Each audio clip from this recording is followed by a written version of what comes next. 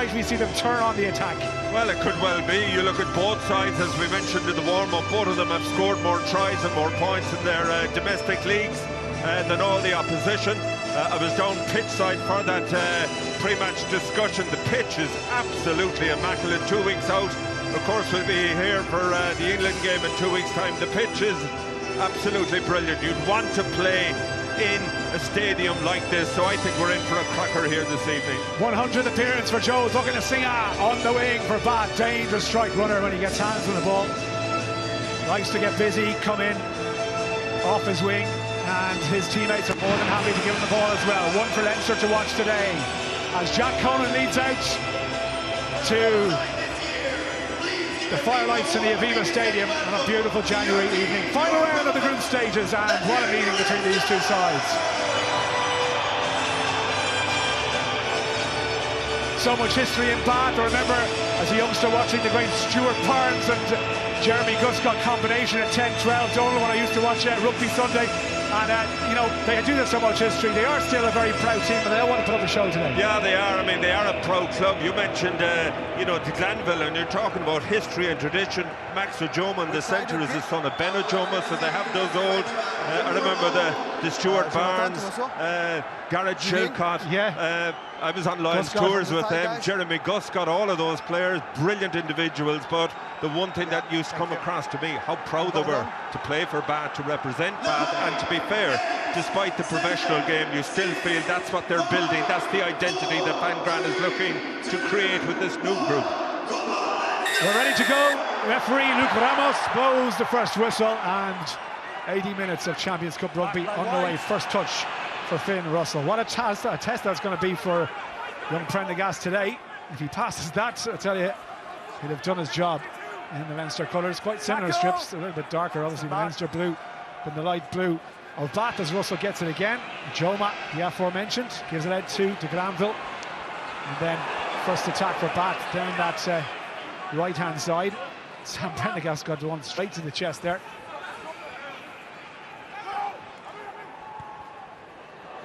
Kick pass.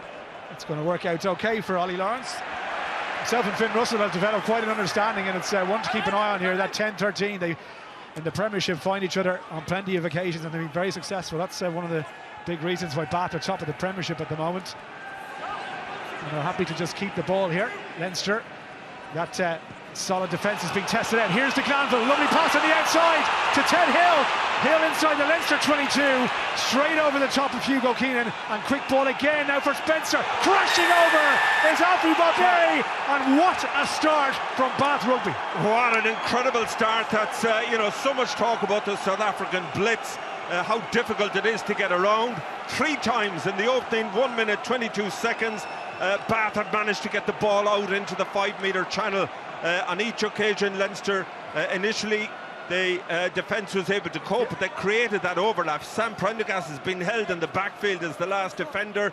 They managed to breach the defence in behind, and you know, once they kept the ball alive here, that's Hill, big strong man, just stopped at the death, but he sucks in 3 defenders, and just off him, Alfie Barbary, signed by Bath when they went into liquidation 2 years ago. What a carry, what a start for Bath.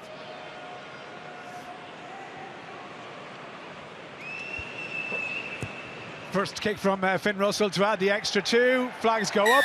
Bernard Jackman. Yeah, but what we saw there, Hugh, is something we haven't seen this year in any of the Leinster games I've seen, is a team ability to go wide against them. So we saw them getting away down the left-hand side where they targeted Prendergast and Gibson Park. Then the kick pass across the field. It actually looked like it was nothing because Ollie Lawrence quickly got tackled, but then they were able to get back to the left-hand side. And we saw Gary Ringrose, maybe he's inexperienced on the wing. He bit in, and once Ted Hill got away, it was always going to be a try. Brilliant finish by Barbary as well. I can tell you, Bruce Craig, the Bath owner, is down and enjoying the Leinster hospitality a little bit early on. He will enjoy that start to the match here at the Aviva. And Leinster defence breached inside the first 2 minutes. Yeah, well, I tell you what it's done, Hugh. Anybody who thought that Bath mightn't turn up, they've been put on notice straight away. What an explosive opening to the game. Well, we saw, you know, during the week on Thursday when the teams were named, we were kind of hoping that Bath would be here at full strength. They certainly are, and they've started very well. First touch for James Ryan. Your hands. Slimani. That new France international, Rabah Serrani. I'd say he was probably as surprised as anybody, including Leo Cullen, that he got the call up. Out from Jordy Barrett. Nice hands from Deegan to get it away. Step back, step. Ball there for Gibson Park. Prendergast. Leinster holding quite a deep line. Jordy Barrett tackled by Miles Reid. Kelleher. On the chest. Good news that Dan Sheehan was picked in the Ireland Six Nations squad, so he's obviously back fit and almost ready to go. Prendergast again, options in and out. That's a long pass to Jamie Osborne. Puck and a singer coming across, the chip and chase from Osborne. Where's it going to bounce? Sit up nicely for the Glanville. Little dummy from him, nobody bought that. And now Leinster back on their feet. Can they hold it? Back to just enough.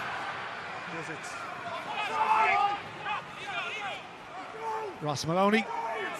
Don't drop him. Andrew Porter saying in the Ball available. pre-match interviews earlier this week that himself and Ross Maloney would have a few words at the bottom of Rooks tonight, and then they'd have a couple of points after the match when all is said and done. Yeah, just looking at Ben Spencer there, if you're looking at some of the previous games last night and earlier today in the Champions Cup, the new law where you've only 5 seconds to play the ball from scrum half, I've seen a number of games where the referees have implemented that. Spencer took his time there, he'd want to be careful from that point of view, but good for Leinster to be able to get that width, having conceded the try so early, to ask some questions of this Bath defence.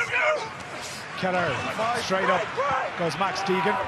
No problem with the first line out. Nice quick hands from Prendergast, but look at the Blitz defence from Bath. They have painted a target, and through comes Finn Russell. Might this sit up? Russell is going to try and get a hand to it. A scoop attempt off the ground. Looks like it went forward. Well, he went for the $1 million scoop, didn't he? I think he'd have been better off served if he just fell on the ball, tried to retain possession and allow Bath to play from there. Well, let Bath have the scrum. Bath have the scrum, yeah. I think did Sam kick it back over? He might have made contact with it, yeah. But just really unusual for Leinster there. They're trying to play that ball to go wide up the front of the line out and giving Bath a chance to catch him behind, and obviously the ball goes to ground and they fly hack it through. But yeah, are Leinster a little bit overconfident? Usually they play a lot more direct, early doors. That's the boot, yeah. Just in fairness to the officials, it looked as if it had gone off Russell's hand, but the boot of Prendergast did push it forward. But the whole thing, Bernard, South African coach, particularly Van Grant, he understands the blitz defence more than most. He would be hugely friendly with Nina Arbor, so I think they're relishing this task here today. Yeah, and if they could score again here, Donald, like what will Leinster be like chasing the lead? Obviously, so far this season they've always been kind of slightly in front and been able to put a squeeze on teams. Isn't it? Well, Van Grant looks fairly happy, doesn't he? He looks a lot happier here in a snapshot than he did in his entire time at Munster, I can tell you that. But he's done a good job, and look, to give him credit, he has completely changed from the criticism he faced at Munster to how he's coached at Bath. No, he has, but just on this scrum here, with obviously the new scrum laws, Gibson Park can't chase up the back of the scrum and put pressure on, and it has opened, it made it very easy for number 8 who were explosive to get a gain line. So Max Deegan here, I'd say he better be ready for after Barber. We know the scrum has gone wrong way. Spencer takes it off the backside. Nice pass to Russell. The pass again to Glanville. Gets there. Try number 2, Bernard. They did get their second try. This is quite the start for the Premiership leaders. Yeah, but that's exactly the opportunity that presents itself off the scrum. You see Max Deegan, he wants to help his loose head, but he's also conscious of what's going to happen around the corner. As it happened, Barbary couldn't control the ball at the base, but Ben Spencer is a very experienced player. Look at the overlap of players here, asking different questions. Just a short pass. De Glanville did really well there, but Leinster have to defend better than that. Yeah, just Ollie Lawrence was a decoy and he sat down the Leinster defence for a second. You just see here, he gets to Sam Prendergast, and then Robbie has to jump in on Finn Russell. And in fairness, you're right, once Osborne doesn't hit and stick there, it's always going to be hard to stop. Yeah, but they're creating confusion. They're asking questions, and what a start. It's for 14 points to 0 lead. Nailed it, absolutely nailed that kick. 14-0. This is not the start Leinster fans were expecting, I can tell you. Now, how do they respond to this? Well, we're going to learn in the next few minutes, but here we are. First thing, good solid scrum, good lead from Stewart on the tight end side. He manages to get an edge there. There's enough Leinster defenders there to affect the tackle, but they don't make it. She's happy, isn't she? Good cause. 14-0 up, 8 minutes into the game. Oh, there you go. Spencer bringing it onto his right foot.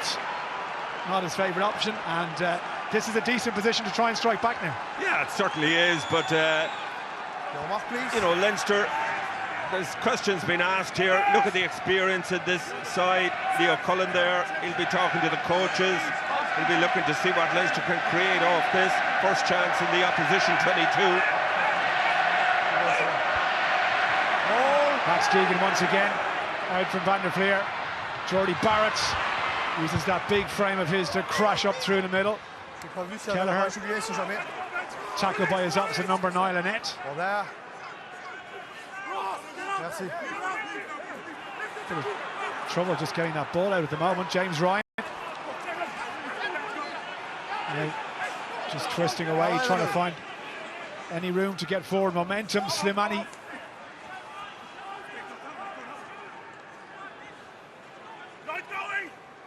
Long pass this time. Hugo Keenan back inside. Robbie Henshaw for Leinster's first try. The perfect response. Well, the question was asked. We waited to see how long it would take Leinster. There you have it. 2 minutes. Once they got that foothold in the bar 22, they had the capacity to ask questions. Big carries early on from the likes of Kelleher and James Ryan. And great awareness from Gibson Park. The space outside, the inside pass from Hugo Keenan. And Robbie Henshaw, he's a big man, hard to stop from there, but it's great width, and that inside pass just caught that back defence unawares. Well, we always felt this was had all the ingredients to be a high-scoring game, but it's a cracking already. Yeah, we just saw a high-scoring game over in Franklin's Gardens, 2 points in the end. But yeah, this has started off on fire, but Battleby so disappointed. I mean, you know, the first attack that they have to defend. Once Jordy Barrett got Leinster on the front foot from the line out, it was on us. Well, no joy with the conversion, so 14 points to 5 then. Yeah, just see it here again. Hugo Keenan hasn't played a whole lot of rugby recently, but he was always aware of his options inside and outside. In the end, he picks the better one. Robbie Henshaw will have enjoyed that.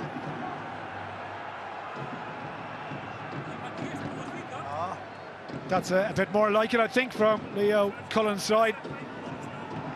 Johan van Graan. You know, to be fair, I think he's just been rewarded with a new contract until 2030. And Bath are playing some brilliant rugby this season, as they were for the last couple of seasons. Here's a chip for the corner. The turn from Gary Ringrose, and he has the presence of mind to call him out. Just those first 2 restarts from Finn Russell have been absolutely on the money. Leinster have a single pod, I think, with Doris, but he's putting it right on the head of Robbie Henshaw, and they managed to get both back. And yeah, it takes a huge amount of skill to get it so short, but also so much hang time. Yeah, but the hang time, Bernard, I think is the key. On both occasions they managed to get somebody in the air, one arm in. Just all they want is one tap back on their side. Automatically you're running onto the ball. He's looking fitter than I've seen him in quite a while as well, Finn Russell, this season. There's a cross-odds in Paris. Yeah, no more baguette and cheese I fell as for the that. half-time did, as the Glanville tries to get past Jamie Osborne. But you can see he strips an awful lot fitter. Ross Maloney must be enjoying this so far. He's trying to turn the right way, and he didn't do so. Referee spotted it. He was on the ground. You can't turn like that. Penalty Leinster. No, he just hesitated. He got caught, to be fair, under the tackle of Ronan Kelleher.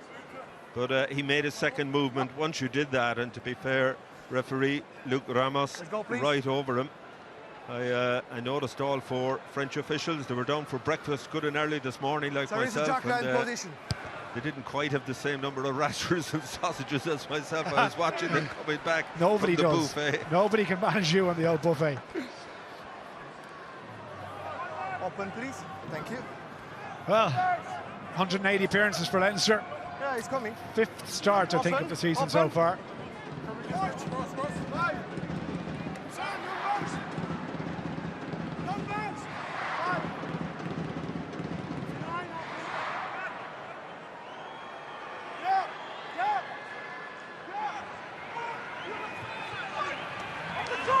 Short they go. This time McCarthy takes the line out into the centre. Lovely hands and a brilliant line from Jack Conham. Bath had to be made to make that tackle. Osborne off his wing. Little switch. Jordy Barrett again. Takes some tackling, that man. As does this man, Joe McCarthy. Leaves it for Gibson Park back in the pocket. Prendergast, Gary Owen. Henshaw's after him. He's going to get there to challenge. Cokanasiga can't hold it. And then de Glanville smashes into his scrum half. And a bit of a calamity of errors there in the backfield for Bath. They managed to come on the right side of the ball. And now referee says get on with it.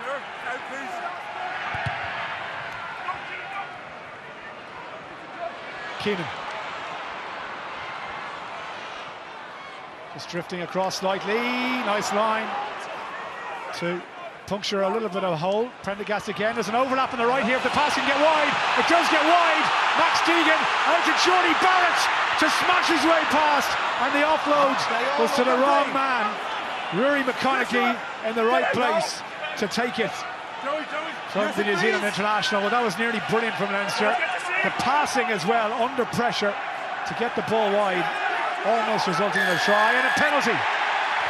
Yeah, what an attack by Leinster. They're all coming from direct running in midfield. Then you get Jordy Barrett, of all people, running at two defenders, and I can tell you, you had de Glanville, the full back, and also I think Hill, both hurt in that tackle. I think Finn Russell went in for a tackle on Jack Conan. There was a clash of heads there, so yeah, it's a HIA. he has to go off as a consequence of that. But Leinster, the physicality of that back line, I think, will ask questions of Bath eventually. But we just see here Leinster taking the opportunity to go to the corner. Bath have to make a change here, as Orlando Bailey, experienced number 10, he comes in.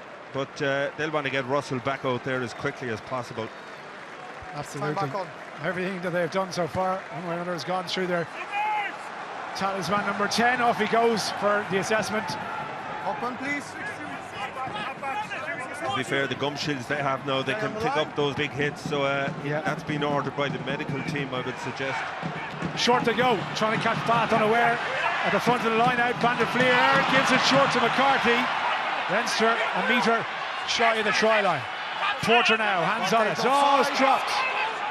But offside for penalty. Bath were offside, so they're going to get another go. Porter in behind, Gibson Park, nice hands. Henshaw, try number 2 for the number 13 and a Leinster jersey, Robbie Henshaw. Yeah, that's all about Leinster doing the basics well, taking the opportunity at the front of the line out. Andrew Porter was unmarked. After that, again, evidence of the power game, just big carries, good ball placement. And Robbie Henshaw, that's 2 tries in a couple of minutes. I'm not sure they're reviewing something here. Was there a knock on in the build-up?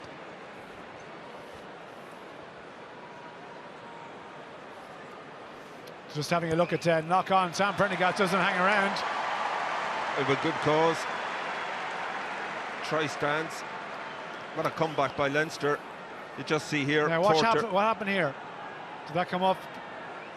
Oh, he held it. Held it. I think that's going to be given, but just if you heard Andrew Porter in the interview with Neil Tracy before the match, he said they've got a couple of tricks up their sleeve for Ross Maloney. I think we saw that already there. You know, Ross Maloney would have been marking the middle and back, and they didn't expect Leinster to throw the ball to Porter in the front. But then they had like one of those little power plays where McCarthy comes around with a latch, and that got him on the front foot. So it's a little bit like a free kick play that we've seen Leinster excel at, and they had it there for that line-out. Nothing clear from the TMO, so stick on field decision. It's Robbie Henshaw's first start at 13 today. It's only the second start at 12 for Jordy Barrett. Already, Donald, they are a hugely physical, impactful centre partnership in this early stage. Well, no doubt about that. I mean, I looked at that Leinster backline as we just see Leinster setting up again. I mean, Sam Prendergast 6'4", James Holmesworth 6'4", Jordy Barrett 6'5", Henshaw and Gary Ringrose 6'2". That would have been an Ireland pack in my day. I mean, they're absolutely enormous. Yeah. On the line, please. It's amazing, isn't it, when you say it like that?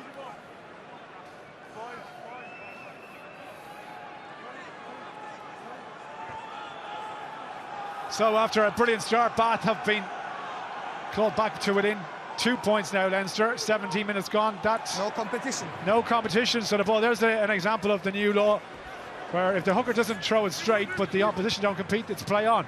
Here's Hugo Keenan. Move back. Right. Decent kick between the back two.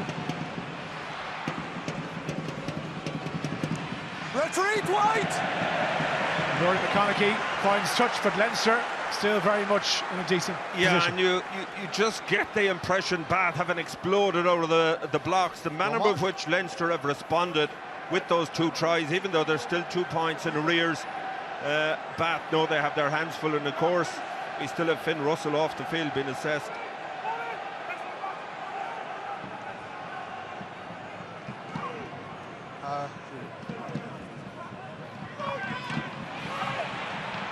Nothing wrong with that Leinster line-out, I can tell you, after some criticism in recent matches, but then they give away the penalty. As if Van der Fleer's gone off his feet, not holding on, sorry, not releasing on the ground, it was Van der Fleer. And chance for Bath to clear. Yeah, just have a look, good take from Prendergast initially, Van der Fleer here, and fairness, great body position there from Miles Reid. Made a good competition, and Van der Fleer kept holding on. There's the table as it stands. Leinster and La Rochelle tied in 14 each. Toulon had the opportunity to overtake Leinster at the top of the overall seedings, 1 and 2, should they win and Leinster not get anything today, but we'll deal with that as and when it happens later in the match.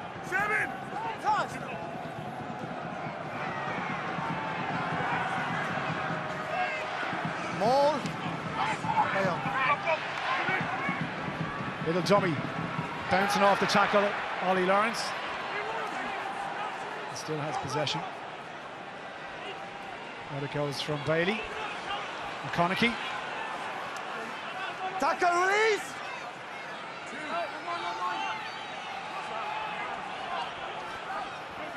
Here's the opening try scorer, Alfie Barberi.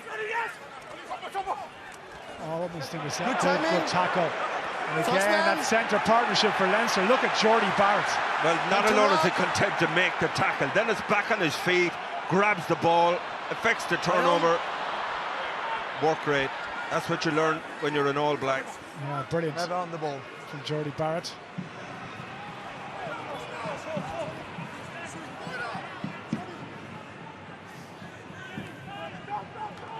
Deegan, Barrett again. Has to hang on to it this time. You must release. And Ollie Lawrence not releasing after the tackle's made. In fact, it wasn't Ollie Lawrence, excuse me. It was Puckin and Stinging. Release the tackle. Tackle play. That was Max Ajomo. Third time lucky. Yeah. They're all guilty, ref. That's the pressure Leinster put you under. But Thank you.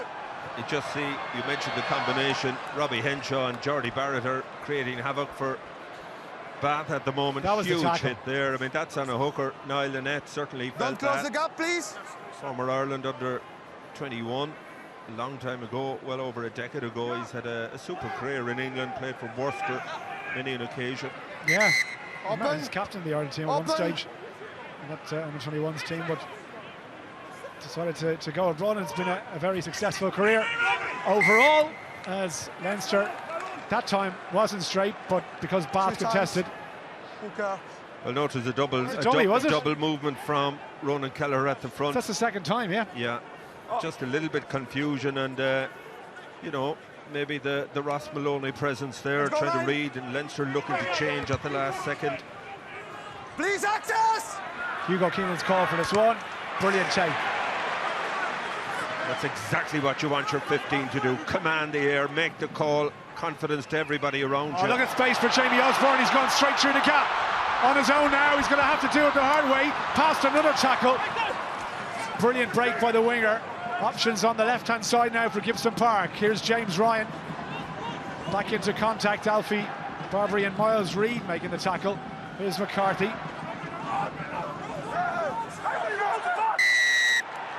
This time, Leinster not rolling away. Well, there's a clear sign that Leinster want to play more. I know obviously Bath aren't the same team with the same defensive density as a La Rochelle, but even that play there, Leinster playing from a little bit deeper, and also Keenan's ability to counter-attack and his eagerness to counter-attack shows a different mindset from Leinster. Yeah, and I think maybe an element as well, Bernard, where Leinster haven't had a regular fullback, if you like, all season. Jimmy Osborne has played there a bit. I know he played for Ireland there as well, but he hasn't huge experience. There you see Hugo Keenan just commanding the air. Yeah, and Donald, with the new escort laws, your fullback's ability to be that dominant in the air is going to be even more important. And yeah, Leinster haven't been as good in the air without him as they have been, obviously, when he does play. Agreed. Super run from Jamie Osborne there.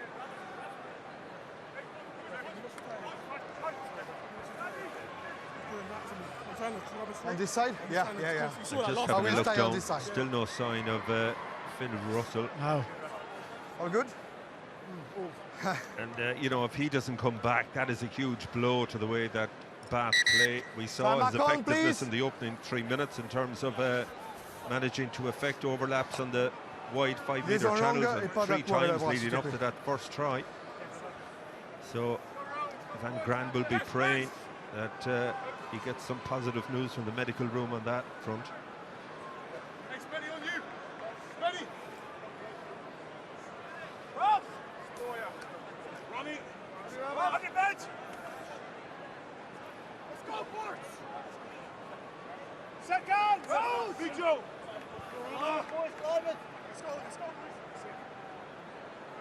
Crouch! Bind! Set! It's gone down, but gives St Parker's a chance to play it. Backward. Backwards from Hugo Keenan. Tackle And now. Ollie Lawrence trying to make the tackle. And hard work with it though. Here's McCarthy. He'll step off his right. St Parker's trying to work the blind side.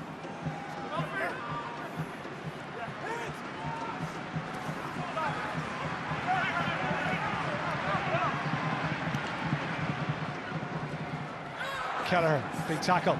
Prendergast to Barrett. Now Henshaw, already on a hat-trick.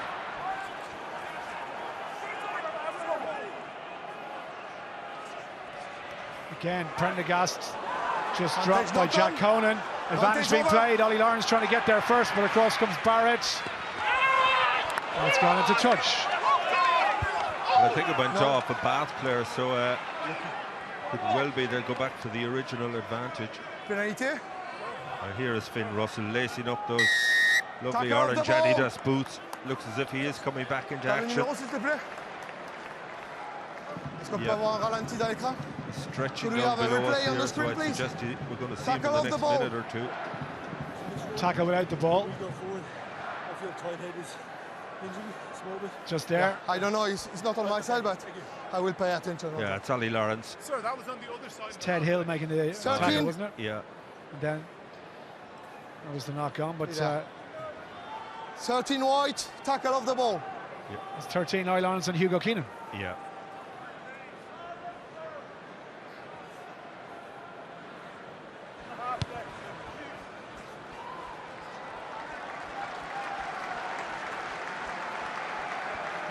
Mais la défense est sur So chance for Leinster here, just outside the the line, please. Bath 22. Yeah, huge opportunity. I'm not just quite.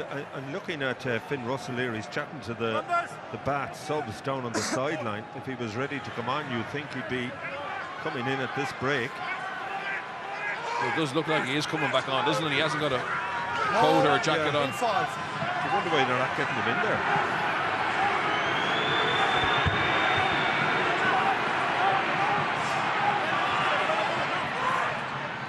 Barrett again. Short pop to Henshaw.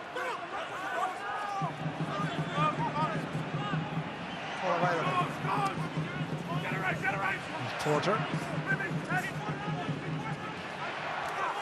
Van der Fleer. Into his old teammate Ross Maloney. Tries to rip it away. No success there. Prendergast again. Henshaw. Yeah, another good break by Henshaw there. And Leinster fighting for every inch. Bath having to commit a huge amount of numbers. Is that turnover? Barbary number 8. That's super from him. Brilliant. HIA return. Please So off. here 22. is Finn Russell. Huge boost for Bath to see him coming back on the field. Holding on. They do have a 6-2 bench, so restricted in terms of their options. As Barbary, great body position, gets his hands in. Time back on. Although, he's played in the centre, he's played at hooker, so We're waiting on kind of a line. handy guy to have in your match day squad. Himself and Miles Reid are sporting the same kind of haircut as well. Two of them, albeit different colours, but he's had a good game so far, including that early try. And here's Ringrose on the wing today, trying to go through the tackle. Look at the burst of acceleration to try and get past Niall Annette. Bit of a slip from Russell. He might have to go off for another HIA after that. Penalty. He's on the ground already. You hit him. Yeah, I think Number 6. well, Straight Max to the Deegan ground. is He's the one already on the singled out. ground. Did he go beyond? He went off his feet, having made the initial tackle. You could see why Leinster, when they saw 10 on his back, big target, put him under pressure, but he survived. You know, probably most It's to people's challenge you. favourite to get the famous number 10 Let's go. shirt for the Lions Test Series. Yeah. Big Six Nations ahead of him. Scotland going well. A lot of experience in their team now. Glasgow Warriors going well in both URC and Europe. So interesting to see how they go. Merci. That was what the penalty was for. Referee says Max Deegan tackling when he is already on the ground.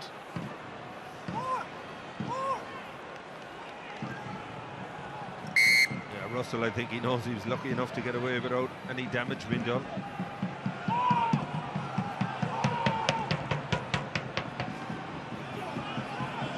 Are you on? Oh, c'est bon. McCarthy's done well, get a hand in there, just slow that delivery.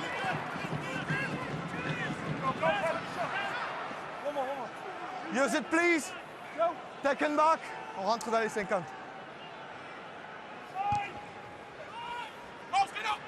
Box kick. Ringrose thought about coming for it. Hey, Nobody wanted touch it. the ball. And it's fallen kindly for Max Deegan. Porter. No hands. Tackle on the way.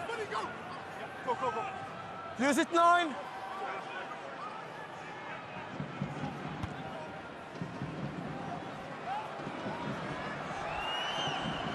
Backwards.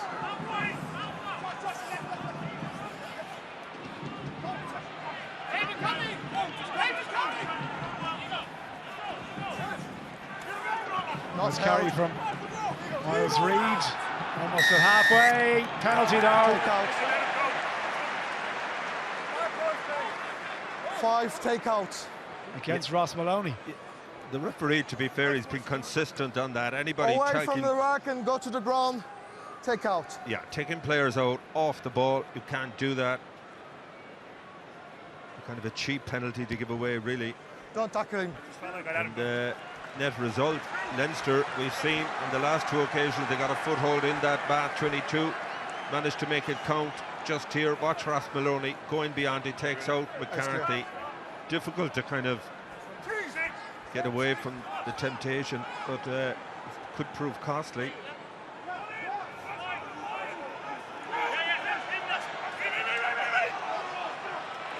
Ball. Another line out. Works out for Leinster. Jordy Barrett behind the Prendergast. Nice line. Hugo Keenan, top tackle. And a decent one as well from Tucking a Not on the Singer. ball. Prendergast to Conan. He gets it back. Short line from Joe McCarthy. Oh, almost intercepted, and then Keano tries to give the pass.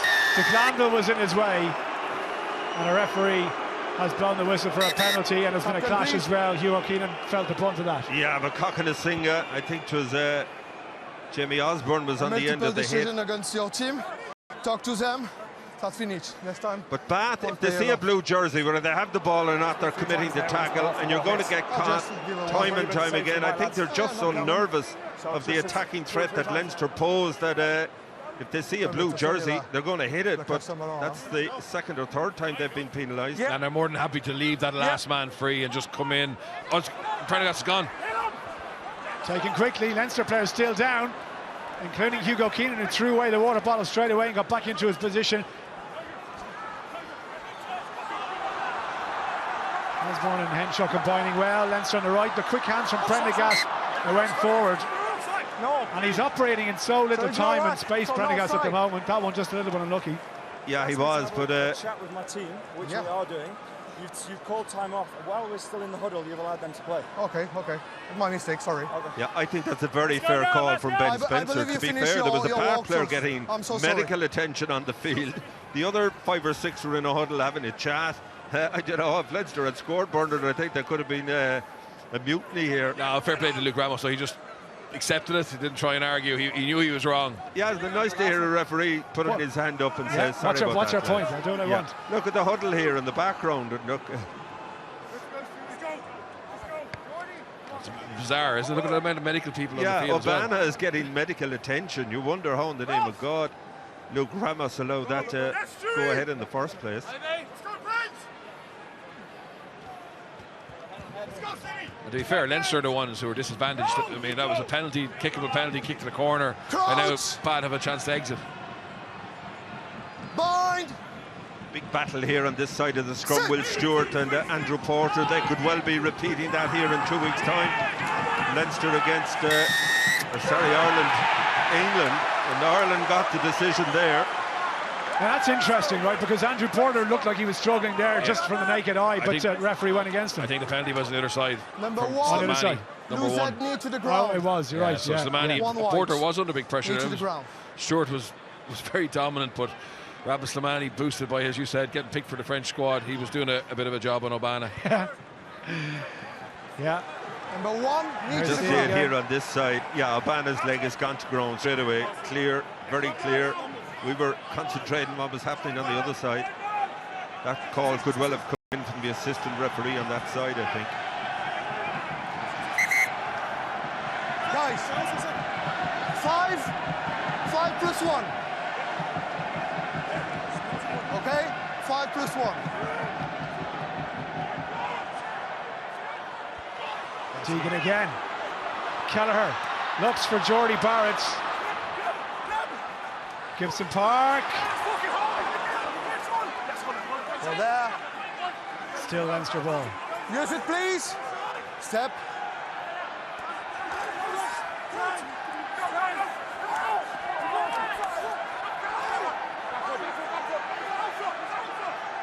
No.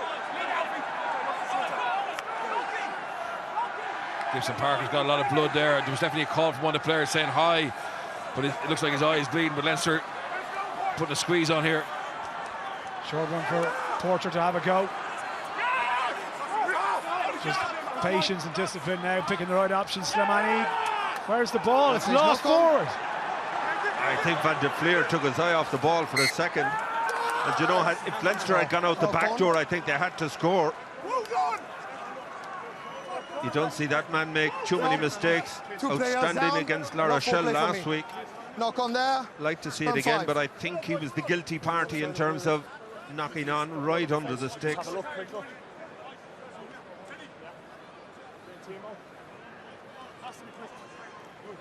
T'as quelque chose? Tu veux contrôler quelque chose? Just there. It's definitely a boot. It's just whose boot is it? Yeah, exactly. It's your What's the teammate. colour of the sock? I think it No, is his teammate. your Is that teammate red touched the boot ball, there? so there is knock on. Yeah, but the 2 players down, so no full play for me. There's no way we can look at just the fact that he's got the head there. It's like a nasty one, just under the eye. Time off. Sur le 9, s'il se plaît. No, how did this come about? There's, Clash of heads there. Yeah, there's head. Jeez, that was nasty. Nasty. Well, it's going to be reviewed we now, need to to be check fair to that. Jack Conan. It's Benno Could you Obano. show me the footage, please? The tackle on He the could be number in trouble 9 here. blue, please. Body height is low, so maybe you're looking penalty or yellow card area.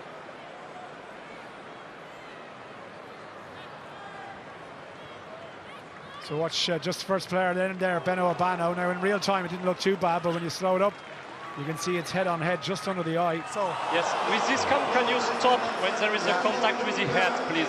With this camera, I want to stop with the head contact, please. Referee trying So to we get have a had clearer contact? picture. No, I think both were attempting. There was it's a direct head to drop head. of height here. he's too high. So there is head contact, direct head to head. So there is a floor play because the tackler could be lower. Happy with that? Yes, I'm The degree of danger is high for me. It's direct contact with the head. And there is a step inside from the number 9. Yes, so I will... That's the mitigation he was looking for. Yellow Shouldn't card, change, I'd say. so there is mitigation to go to the yellow. Happy with that? Yes, agree. Okay. Captain. High tackle. Full play. High danger, but there is a mitigation. Side step. Student side step. So there is a yellow card against number 1. Just question, if it's in the process of scoring a try, would it not be penalty try? No. What? Yeah, Jack Conan tried to fight his corner for a penalty try. To be fair, I think the officials have got that one right. I think red would have been harsh. So they ask for scrum, so we need to change someone to have a front row. Scrum call. Yeah, Leinster know exactly what they're doing here as well, making that call. It means that they're going to have to sacrifice somebody else other than a prop for Van Graan to be able to bring on. Probably Francois Van Wink.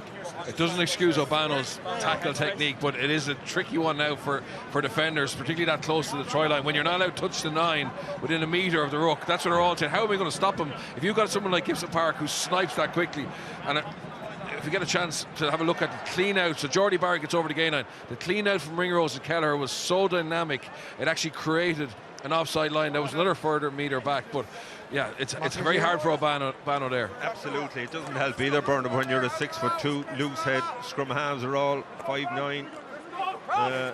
It's not easy. No, as Francis Van Vick comes in place of O'Bano. Back on, please. Here we go. Luke McGrath, of course, has come in now because Gibson Park has to get a HIA automatically after that incident. Sit. There's the feeds again. Look at the power from Will Stewart. Oh, Leinster on the far side get the penalty again. So Slimani is making hay on the Blues head side. It looks like Porter's under pressure. Porter got himself into a horrible position there. Cranking. Scrum again? Yeah, Slimani is winning the day scrum-wise for Leinster at the moment. Bear in mind, that is the replacement who's just come in, and again you just see his elbow going to ground there. Francois Van Wink.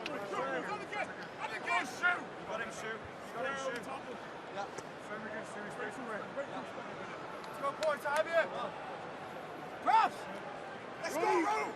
Let's go, boys, nice and square. Yes, buddy.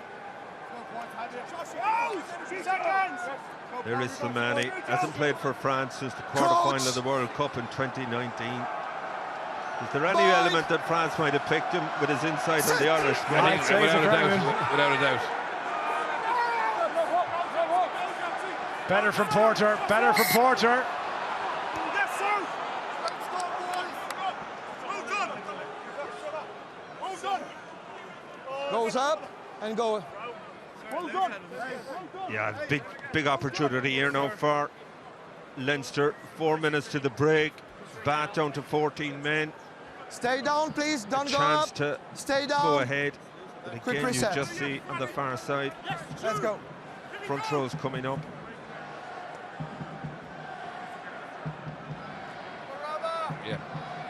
Yeah, you would think that, I don't know, Leinster want to get some dominance here and maybe get a pushover try, but with Ollie Lawrence being on the blind side, on Slimani's side here, you would think with a late sweep back to the left, there should be a walk-in for Osborne here on the left wing, or even inside Hugo Keenan.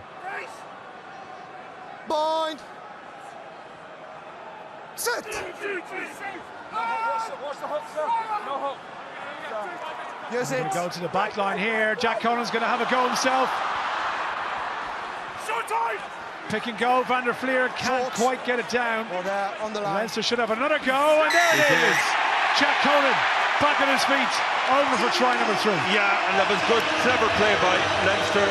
They double bluffed, and Jack Conan, I think, read the scenario whereby Bath were down to 6 men. There had to be opportunity somewhere. And in the end, it was just power, sheer power. Big carry from him. He's able to go wide, leads with that left shoulder initially. places the ball well, and on the second attempt over the line, what a time to score. 38th minute of the game. From a position where there were 14 points down, they'll go in at half-time with the lead and bat down to 14 men.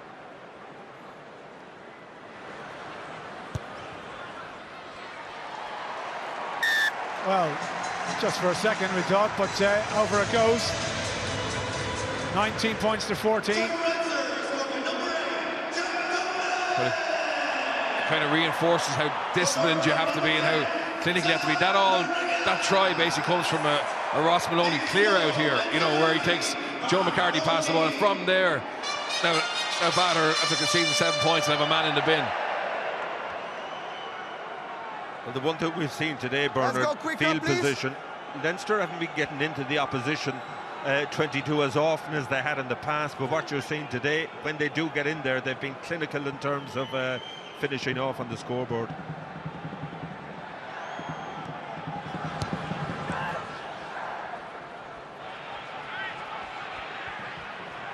There's a try score.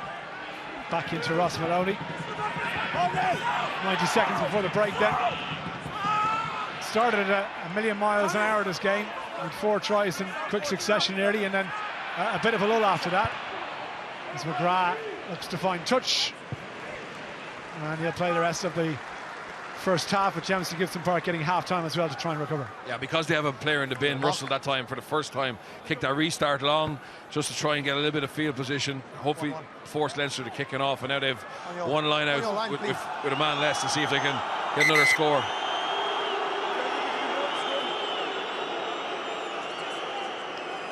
No hurdle, and quicker, please.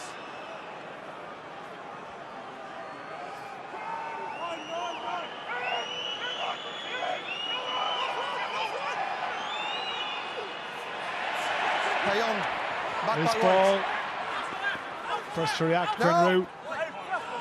Joe McCarthy just a little bit too eager to get there. Penalty advantage. Penalty. Fall side. Wow.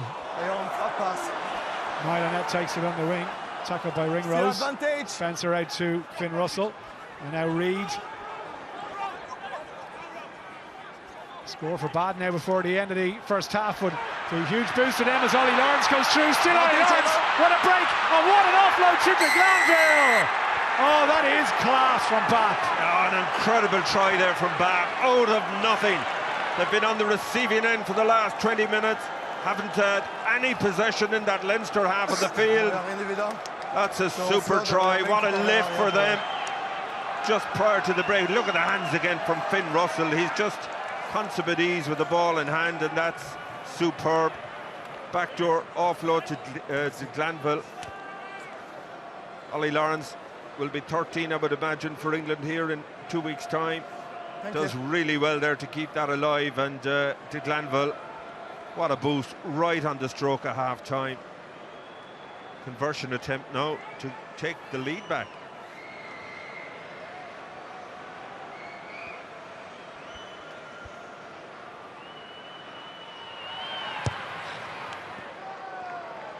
Has he brought it back in enough? Yes, he has. What a kick from Finn Russell. And that's a fitting way to end the first half. And what a first half it's been. We've had 6 tries, 3 from Bath and 3 from Leinster. In at times an exhilarating contrast between these two. We hoped it would produce scores. It certainly has delivered in the first half here. Half time at the Aviva Stadium. Leinster 19, Bath 21.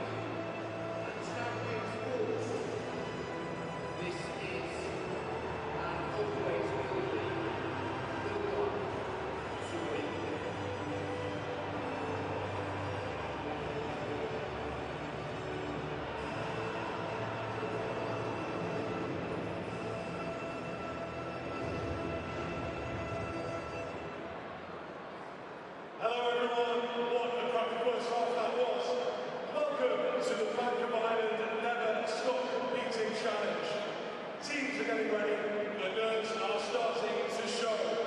This is the semi-final of the Bank of Ireland Never Stop Competing Challenge. The winner from today's semi-final will advance to the Leinster Grand Final on March the 1st at the Leinster v Cardiff match, competing for an incredible prize of €10,000 for their club. Let's hear it for our semi-finalists. This Bank of Ireland Challenge is the ultimate challenge for local rugby teams. Forget about the Six Nations.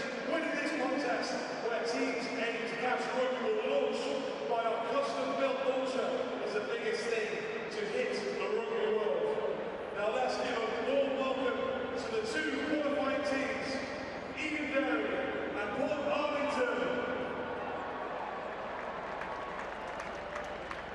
Here's how it works. Each team will attempt to catch all 6 balls as they are launched towards them. Sounds easy. Let's wait and see. If both teams catch all 6 balls, we enter 7 depth. First drop is out. So are we ready? First up, we have the Derry team. Player 1, out you come. Well, welcome for Derry onto the pitch.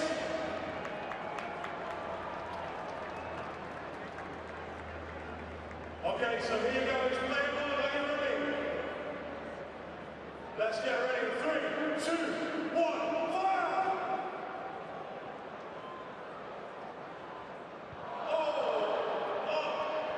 She's on.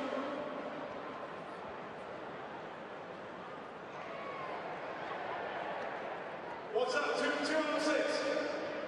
2 out of 6? 3, sorry. 3 out of 6. Great work, Derry. Port Arlington onto the pitch, please. Port Arlington. Oh my God, Michael Benn is back. Michael Benn has returned.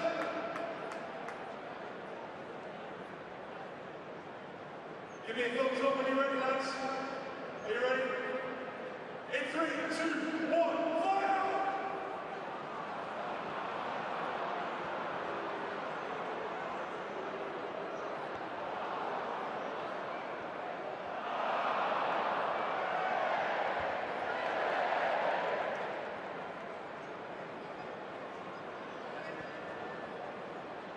How many was that? Someone tell me? 3. Oh no. Right, sudden death. We go to sudden death.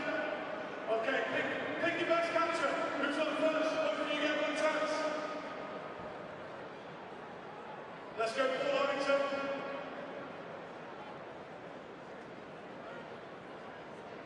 Guys, we've had technicality. One of the balls was out of bounds. So, you get another chance to catch one ball. Sorry, I'm not really sure what's going on here, but here I'm trying to make it work. What's going on here? Are they going again? Oh, one ball. Okay, 3, 2, 1, fire! Devin Tucker's coming in! Oh. So, if my maths is right, you know ball 4.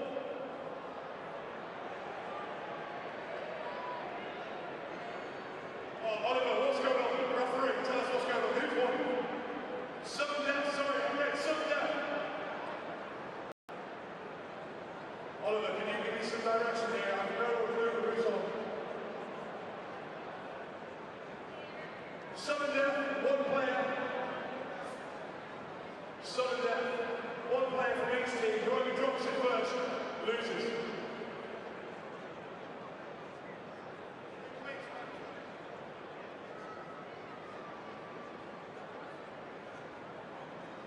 Right, let's go, Tom. Are we ready? 3, 2, 1, fire!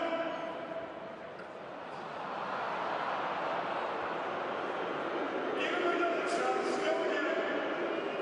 I forget. He's going again. That was terrible. 3, 2, 1, fire!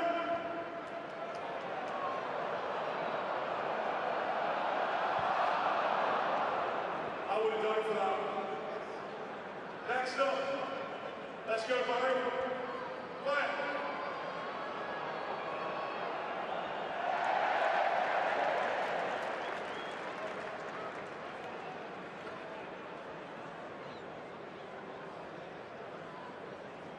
What an effort from both teams. They truly never stop competing.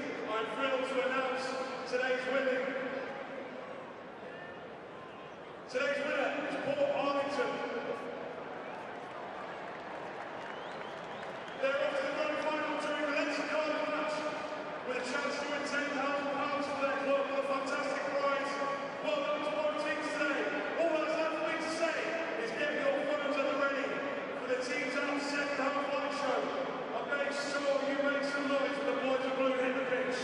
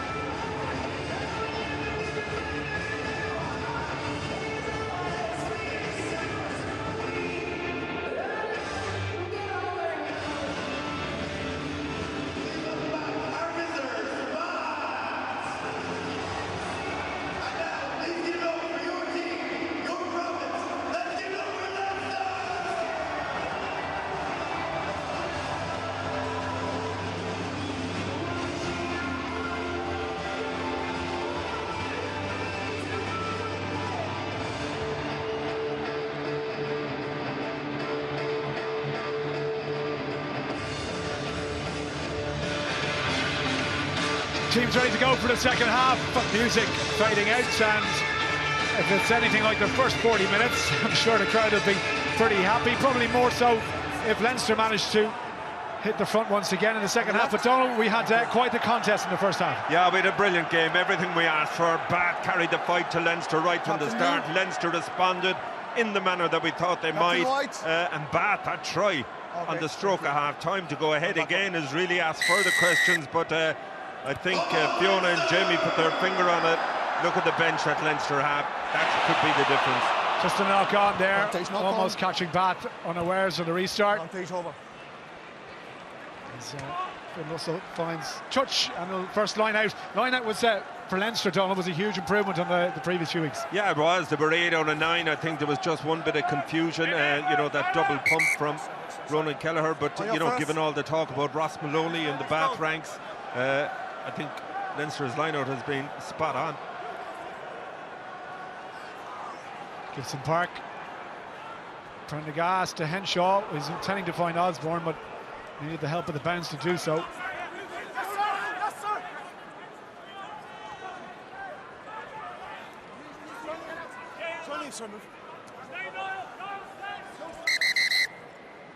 Yeah, I think is that Ollie Lawrence that's down. To be fair to the referee, no choice. No, but it's a Joma, I think. Is it a Joma? Yeah, no choice but to stop the play. Yeah. No. Blue ball. Bear in mind, yeah, it is a Joma. That yellow card just over the Bath crest on the scoreline. About another 7 minutes to go on that.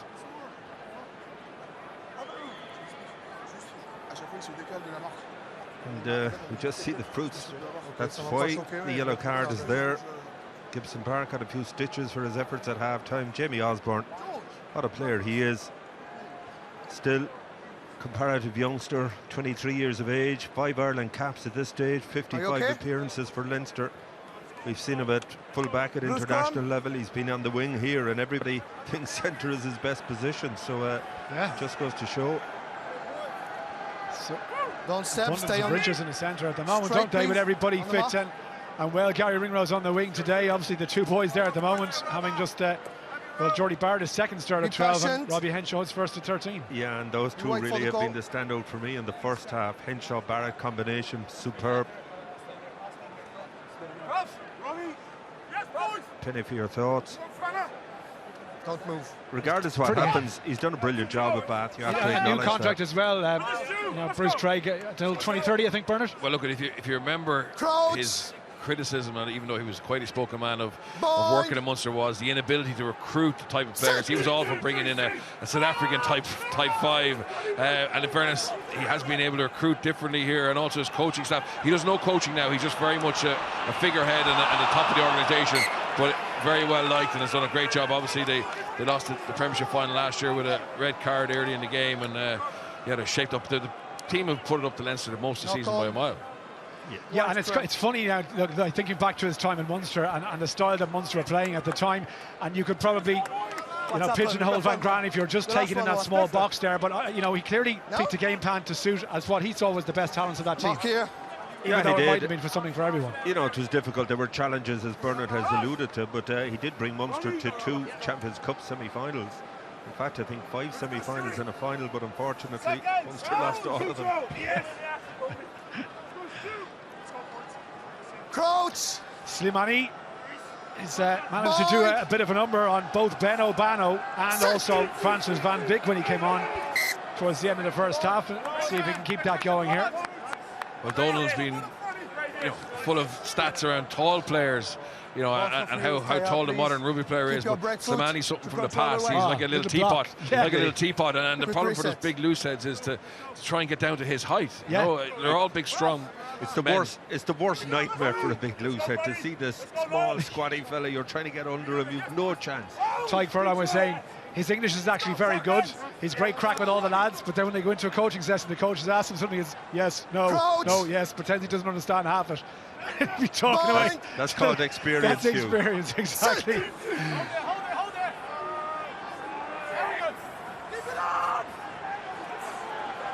There's the pressure.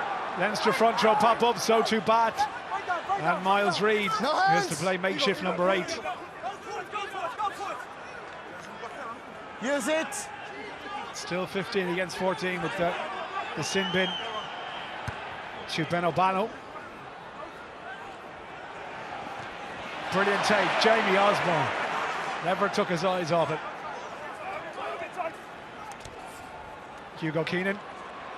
Ring rose. Now, Van der Fleer stepping away inside and challenging Rory McConaughey. Now Slimani, nice hands, and the space on the left side. Jordy Barrett, look at that pass, straight in front of Jack Conan. He didn't even have to check his stride, and then the switch back in to Max Deegan. Better from Leinster. Beautiful pass from Jordy Barrett. Now Porter. Backed up quickly to try and cut off the move. Prendergast again, look at Barrett, he's so strong, and the pass on the outside, picked up by Van der Fleer. Still Josh Van der Fleer.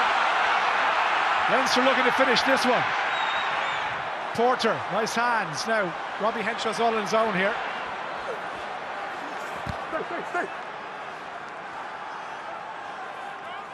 Porter again. No, that wasn't a good pass. They've almost lost it. Well, if it was a bit flatter, I think Jordy Barrett might have been through the back or through the gap. Yellow card To returning. just get a glimpse of what Leinster are capable of at full flow. Barrett once again, you know, we've just spoken about him, brilliant on the ball. Well, I think we've seen in the last 44 minutes of how you beat the blitz, because Bath and Parents are trying to defend like Leinster, maybe not as aggressive, but it's Finn Russell, it's Jordy Barrett. If you've got the skill set to throw the dangerous pass, it's dangerous for you in case it's intercepted, but also it's incredibly dangerous. We saw Jamie Osborne getting picked off, ball watching a little bit earlier from a Finn Russell pass, and there is Jordy Barrett's pass to get that ball into space to Jack Conan. It's a phenomenal piece of skill. Yeah, brilliant, but look, exactly what the panel were talking about at half-time. 5 minutes in, R.G. Snyman, Caelan Doris, not too bad. No, not too bad at all. Although Bath's bench isn't too bad. There's Josh Bayliss, he's in the Scottish squad. Charlie Ewells is an English international. Yeah, they've held back Tom Dunn and Thomas Dutoy. So for this very reason, I would imagine they knew Leinster were going to go strong. Yeah, there's no point having a strong starting team and having a powder puff bench. But watch the game of chess. You'll see them coming in the next 5 minutes. Watch Snyman get up here. He almost got a hand to it, but Bath have taken it back into the hands of Ted Hill. And quick ball there again for Ben Spencer. Penalty. Crossing. Sorry, never went behind. Number 13 obstruction. Against Ollie Lawrence. And it's a bit of a relief for Leinster. Yeah, just the right smile there from Ollie Lawrence. Got sucked in again by Leinster. And a good relieving kick here from Sam Prendergast. Okay, thank you. Yeah, you just see he gets ahead of the ball carrier there. Impacts on the ability of Caelan Doris to make a tackle. He knows it, doesn't he?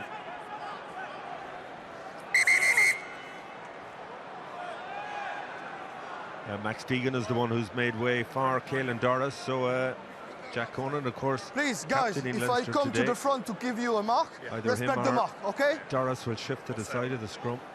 Open.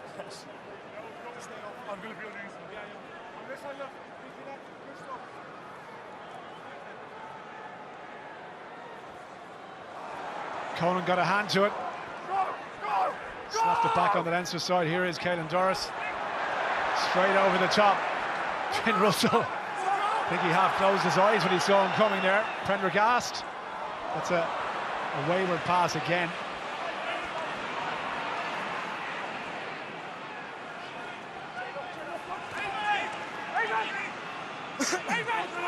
Oh, there.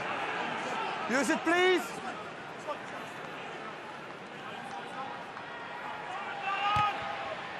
Right. Oh, brilliant take to Glanville. He's had a super game. He's had a great game, yeah. 2 tries. Bono. Spencer shifts it out. Straight down the middle from Finn Russell. It's going to bounce off the post, and Hugo Keenan under a small bit of pressure. Has he found touch? Well, he probably had to from there because the Glanville was waiting. Well, he wanted the ball to go over the dead line, didn't he? And just hit off the pads at the end of the post, so he had to react quickly and to find touch in those circumstances. Just see Jack Conan there under pressure from Hill. Can move, please. Every facet of this game has been a contest. As we look at Doris, he just runs through Finn Russell as if to say, see you in a couple of weeks. 68.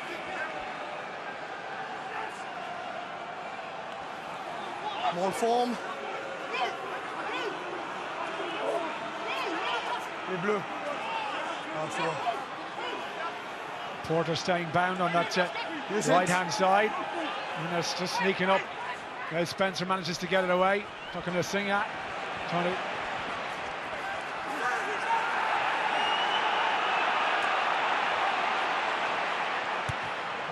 Kicked over the top now. Gibson Park after him. Now it's going to bounce into touch and bounce out on the full.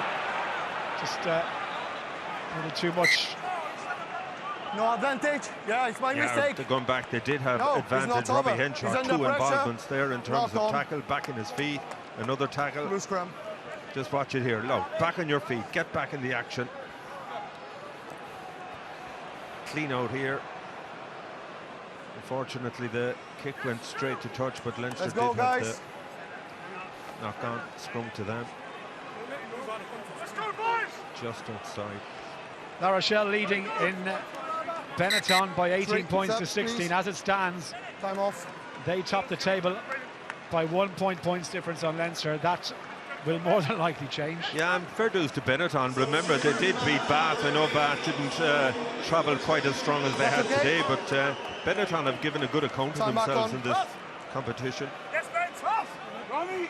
Will Stewart gone, that means that Thomas the Tank Dutoit, 23 South African caps.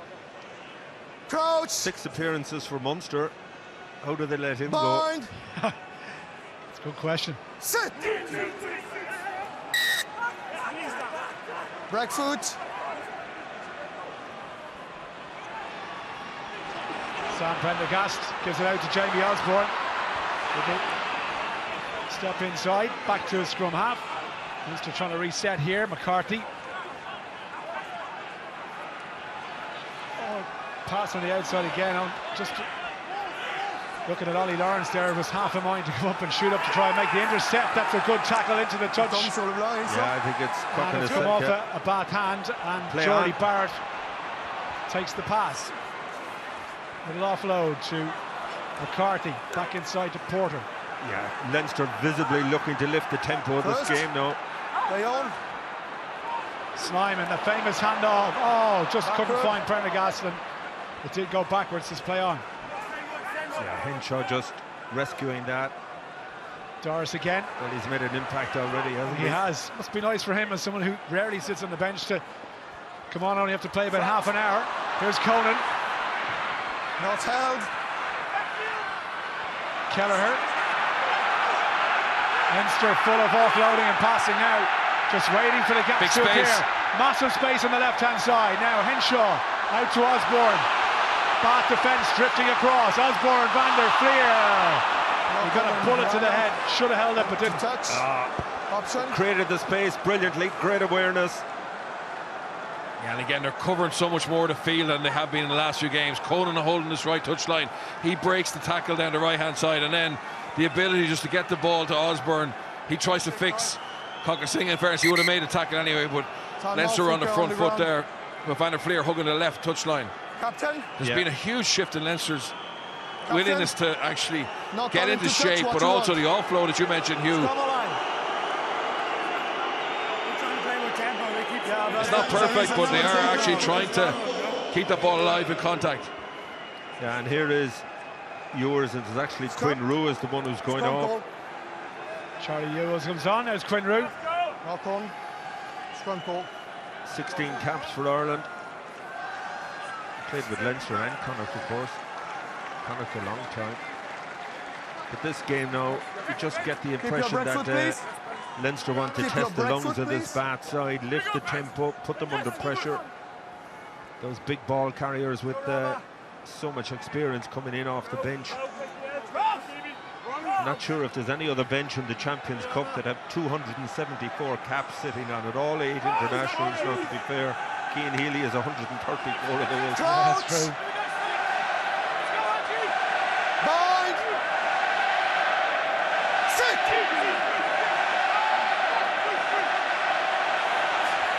Barberi.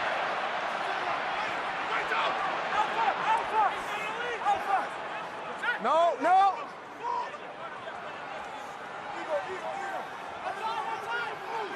Play on. Turnover. Porter.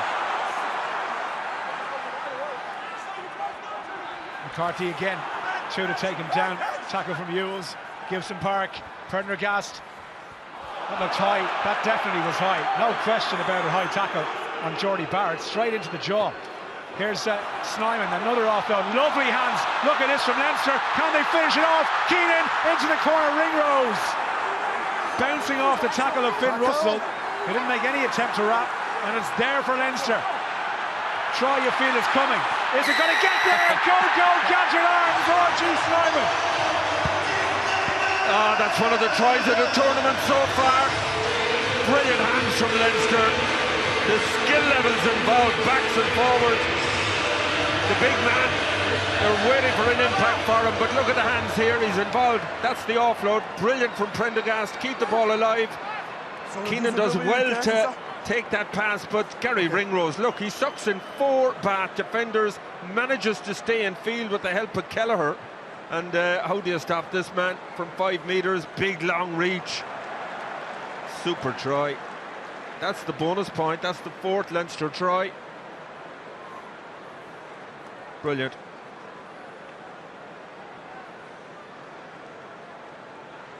Well, Bath will be absolutely good. They were just trying to create a phase more to exit with a bit more control. Don't control the ball to breakdown. And from there, Leinster burst into life. Brilliant strike for the conversion. He's started today, Sam Prendergast, on 34 points, second behind Ramos. He might well have overtaken him now. This is worth another look. Brilliant try. Now, watch Conan here. I think Conan comes around to actually try and keep this in field because Bath were picking up Ringrose and throwing him out. Great bit of work from the back row and Kelleher as well with him. Yeah, just that unseen work to keep him in field. They are Leinster back on top of Pool 2 now. Nothing La Rochelle can do about it if this result stays the way it is. And Benetton have just gone ahead, so Donald O'Gara's side struggling in Treviso.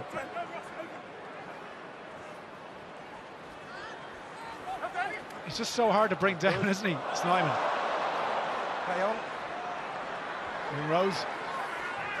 It's starting.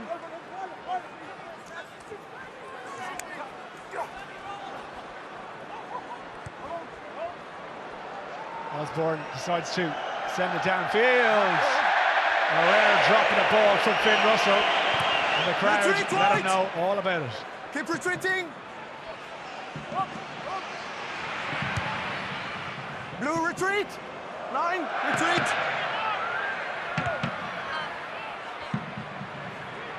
Prendergast coming across.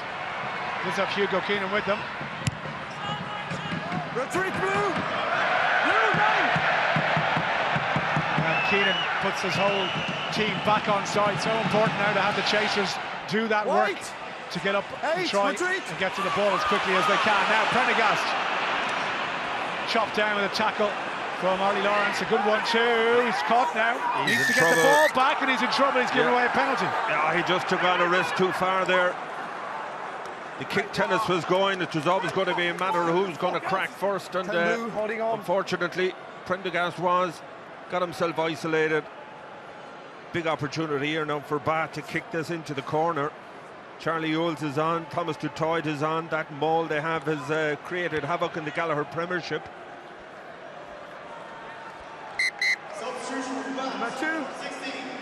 Yeah, somebody was always going to try and run out, and unfortunately Prendergast got sucked in.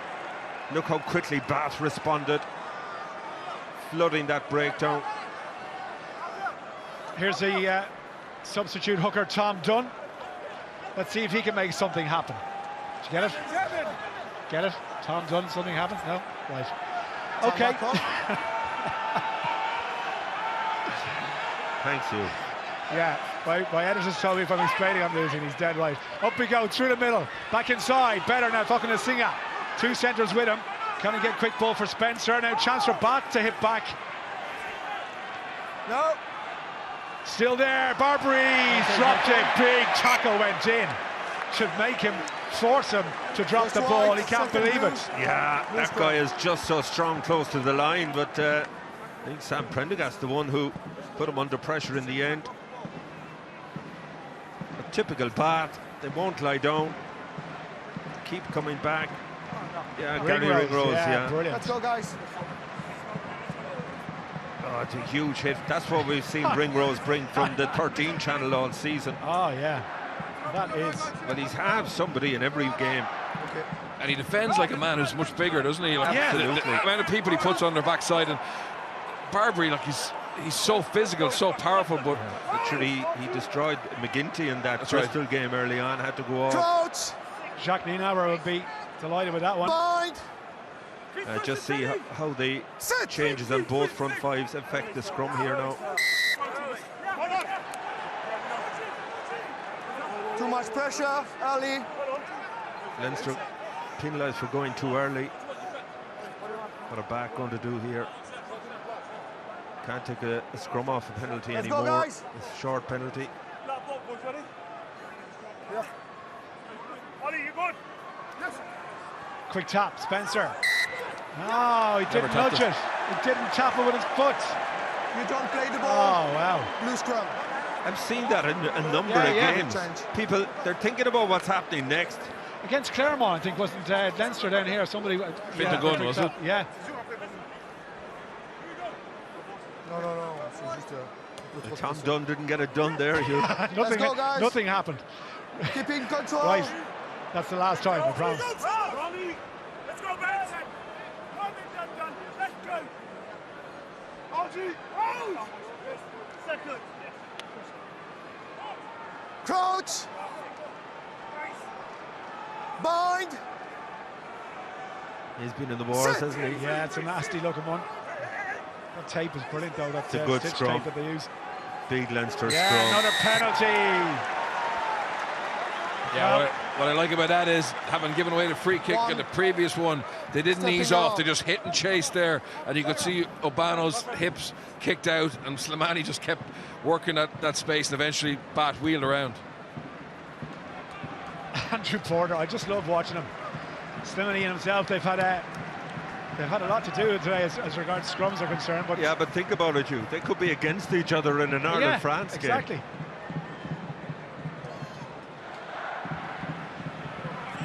Look at the response from Slimani. Look at the three of them. Keep your mark. Keep your mark.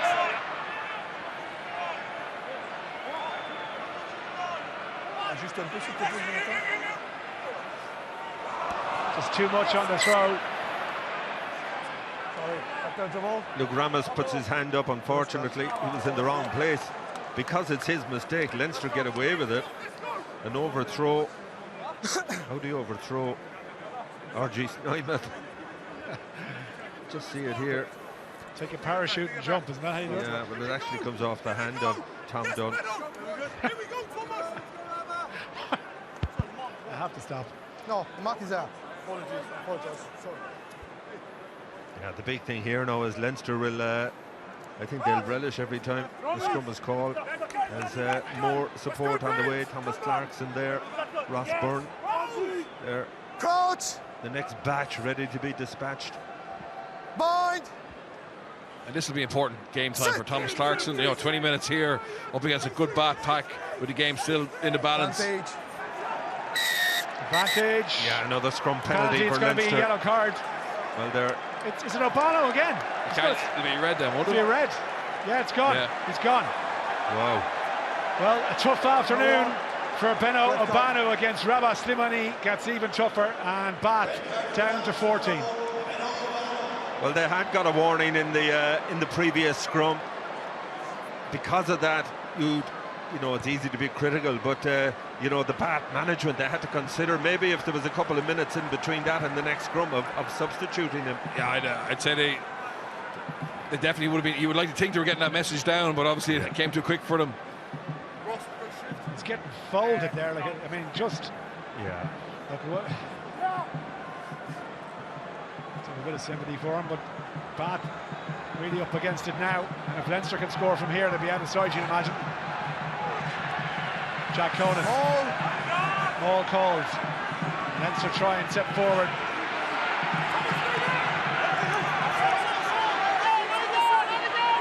It's a pile of bodies here, and this is the risk. Joe McCarthy, Leinster did well to get it back. One had to go high, one went high. Jordy Barrett, Van der Fleer.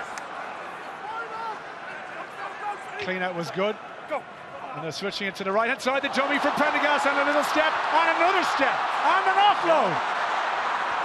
The full trick as Gibson Park, offside advantage. They must score from here, and Gary Ringrose will seal the day. That's a huge score in the context of the game, and also given that Urbana has just gone off the field, back down to 14. But Jordy Barrett, Sam Prendergast, Robbie Henshaw, all their carries hugely influential in that, and Gary Ringrose does really well. Prendergast, great step, great awareness, keeps the ball alive. Robbie Henshaw support, which he's done all day. Good ball placement. And nobody better than Gibson Park to spot the space, and Gary Ringrose was always going to score from there.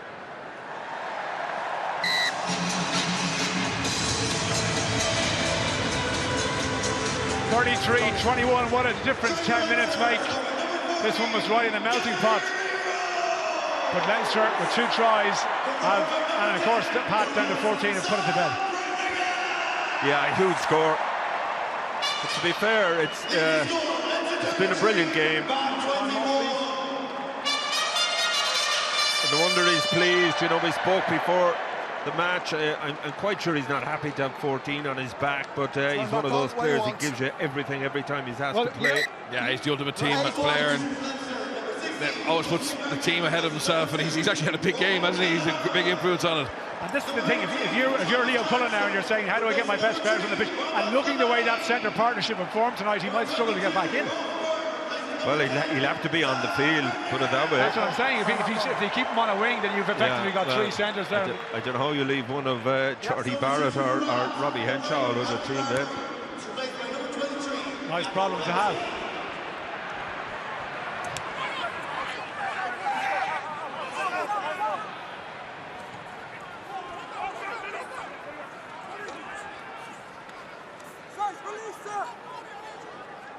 There for the Leinster scrum half. Back to Ross Byrne. Fair contest. Hugo Keenan trying to win the race. He's got 2 Bath defenders to Glanville. Brilliant. He's carried it over. Brilliant work. Leinster scrum back. Yeah, that Leinster scrum has been dominant. Remember, they're down to 7 forwards. Great chase. That's the reward for the hard work. Super kick. High hanging. Time off, please. Barrett again, just challenging in the air. It came off him. Which number? How, please? And Hugo Keenan. Number 5, Seps. Just 5 whites. Glanville had nowhere to go. So last act that is for Ross Maloney. He's making his way off on his return to the Viva. I'm sure he'll get a big reception. Yeah, he deserves it.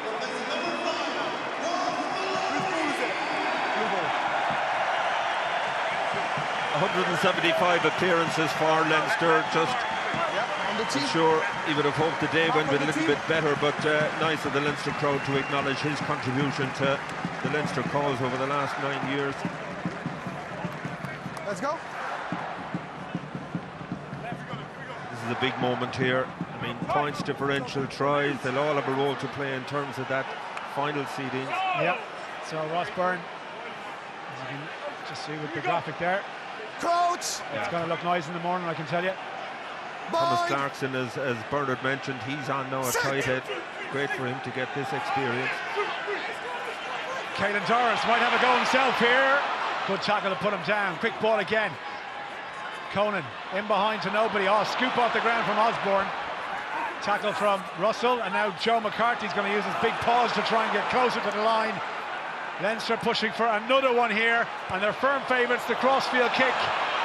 Is it going to break kindly? Jordy Barrett against Bucket Singa into touch. Well, to be fair to Ross Byrne, immediately apparent or aware that Barrett was out there. Just the ball hung on the air a little bit too long. 19 white, no room to HIA. work with, really. I think his foot actually hit the touchline just as he caught the ball. 19 HIA, please. There. 19 white. Cochran is a big man as Charlie well. Hughes is on just on the pitch. And maybe this one. I think Ross Maloney's going to get another reception as he comes back. It's great to see him, in fairness. Maybe another HIA. We missed you, Ross. Yeah, he's getting 2 ovations today, and I get another one as well. Right, 17 minutes to go, and it looks like actually Joma's struggling as well. Yeah, HIA. Charlie Hughes, he'd have been one of the big players that 12, Van Grand was holding back. 31 England caps. We have a substitution. The level of attrition in this game, Joma, as you mentioned, there's a medic out with him. He wants to take him off as well. Wait, please. So Bath have to try and get Orlando Bailey on as quickly as possible. For him. Okay. Here he comes. Okay. Keep an eye on the number 12, please. Substitution for man, number 22, Orlando Bailey. This is number 12, Max Baltimore.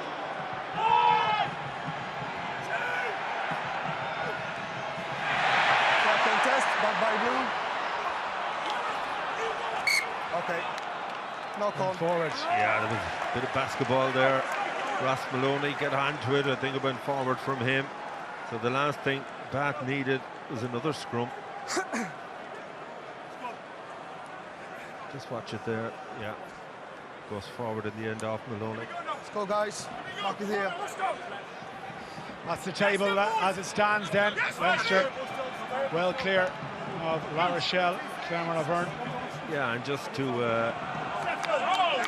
clarify, the benefit of those top seedings is you could play Crouch at home right up to the semi-final stage. It's absolutely massive. That was Bundy Aki, by the way, in the hoodie. Look at that Leinster scrum now, 8 against 7. Oh, a little chip over the top. You can see it's meant for Robbie Henshaw, but back there was Ollie Lawrence, and he did enough. Just about. He read the chip all day. He's done well in a kind of a losing cause, if you like. Let's go. Given everything. Quite sure we'll see him back with England here in 2 weeks. I believe we're 12 or 13. That seems to be the question mark there.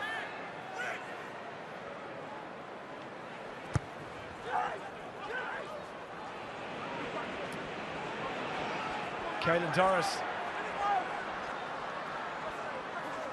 just over the 10. Ross Byrne delayed it nicely. Hugo Keenan looping past on the outside of Ringrose. He was under a little bit of pressure from the Glanville. It's gone to touch. Flag is up. It's going to be a Leinster throw. Game just gone a little bit flat now, which is understandable given time off, please. The energy that's been expended by both sides. You know, looking at Munster's performance today, they played very well, and obviously did brilliant in the end to finish within 2 points. Leinster unbeaten this season, and they're starting to click. You can see even on the evidence of what we've seen today. Ulster as well. Irish rugby just in time for the Six Nations. Are the players performing, do you think? Yeah, to be fair, look, Leinster are in a league of their own, but I think Munster did really well to go over there to Northampton, who've been flying in the Premiership. They were, I think, 10 or 11 points down at one stage, fought their way back in. They got a try in the 80th minute, which not only gave them a losing bonus, but also gave them a 4-try bonus. So again, in the context of points, That was hugely important. The only thing I feel is that Saracens have probably beat, who are they playing tomorrow again? I'll tell you now in a second. Go on, yeah, but I think if they win tomorrow, they will jump over Munster, which means that they'd end up being away in They're playing Cast at home, so they should win that. You'd expect them to beat Cast, so you know, huge effort, but it probably means they're away in the round of 16. We'll just have to wait and see. It could be away to La Rochelle. They could be, yeah. Really? I think so, yeah.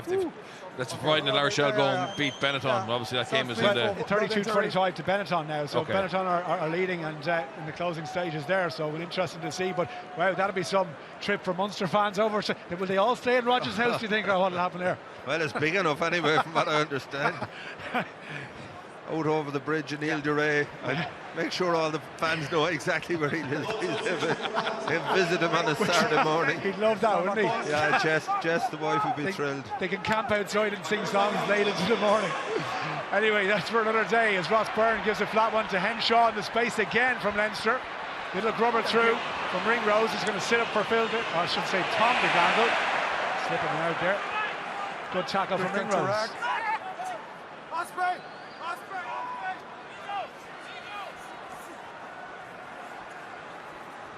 Tackle now.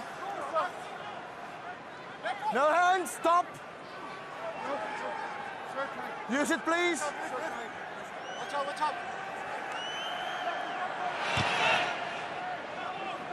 Up it goes. Contest, not going to sing after it. Slap back on the bad side, though. And they just look out of ideas at the moment, don't they? Hold. After a brilliant start, brilliant first half. Yeah, you just feel they've thrown everything at Leinster, Retreat, down blue. the man as well. Not blue. easy. White, retreat. 12.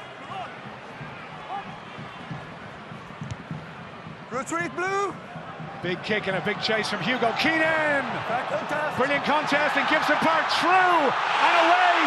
Almost at the try to, over it, and now towards the try line. Jamison Gibson Park. Out of nothing.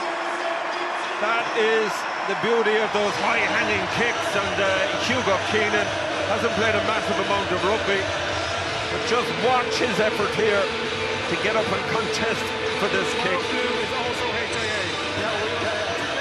Ross Byrne, he took his time.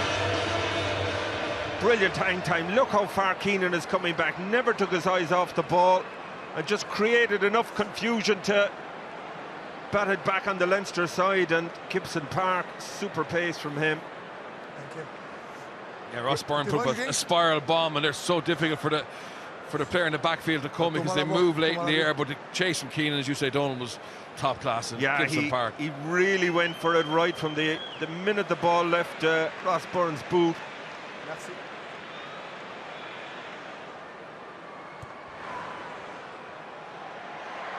Well, he knew straight away. Ross Byrne.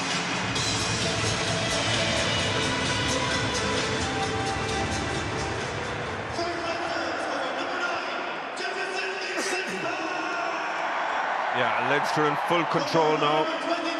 I'm worthy of this. I think they've played with more adventure as well today, Bernard. They've looked to sort of maximise the ability they have right around the pitch. Yeah, I'm sure they were stung by the criticism of them being so defensively orientated, and as you said, they've had an ambition to play an attack, keep the ball alive, better shape, but they've also looked really powerful and full of energy, haven't they? Fresh, like big ball carriers. Doris off the bench, Van der Fleer. Like, they are a team who are just tooled up with really good athletes.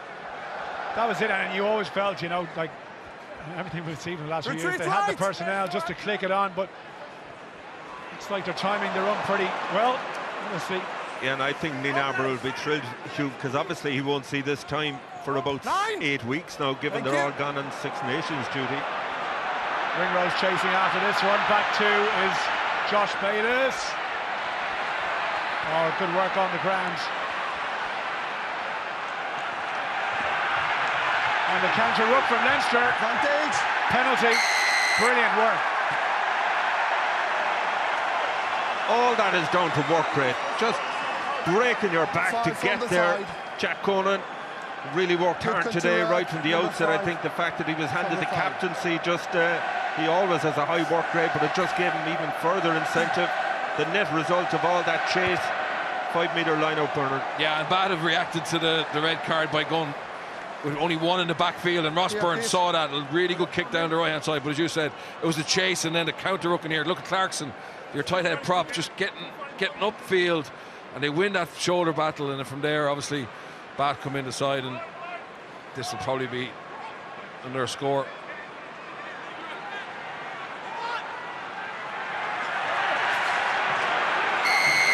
Gary Ringrose. I was just about to say that looked like Gary Ringrose. There you go. Do you not think they've enough big forwards as it is? Gary Ringrose winning line-outs, he has to play on the wing.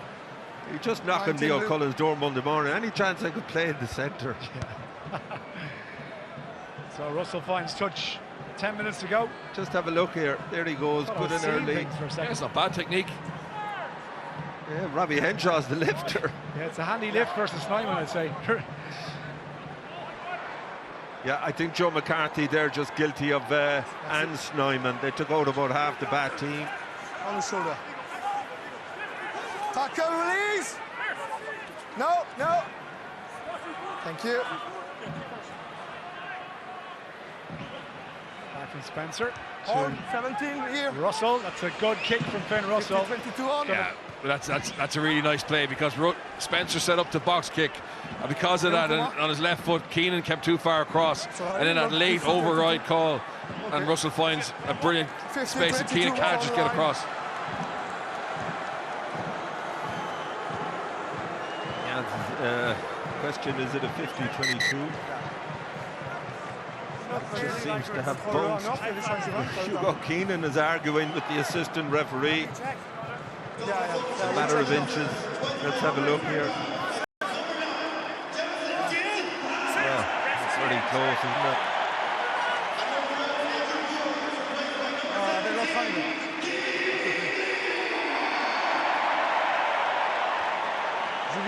Keane Healy on in place of Andrew Porter, who put on another titanic shift at loose head. Is clearly on the line, so it's 50-22. 50-22 is the decision. Yeah, to be fair, they've had a look at it. Marginal. Open. Thank you.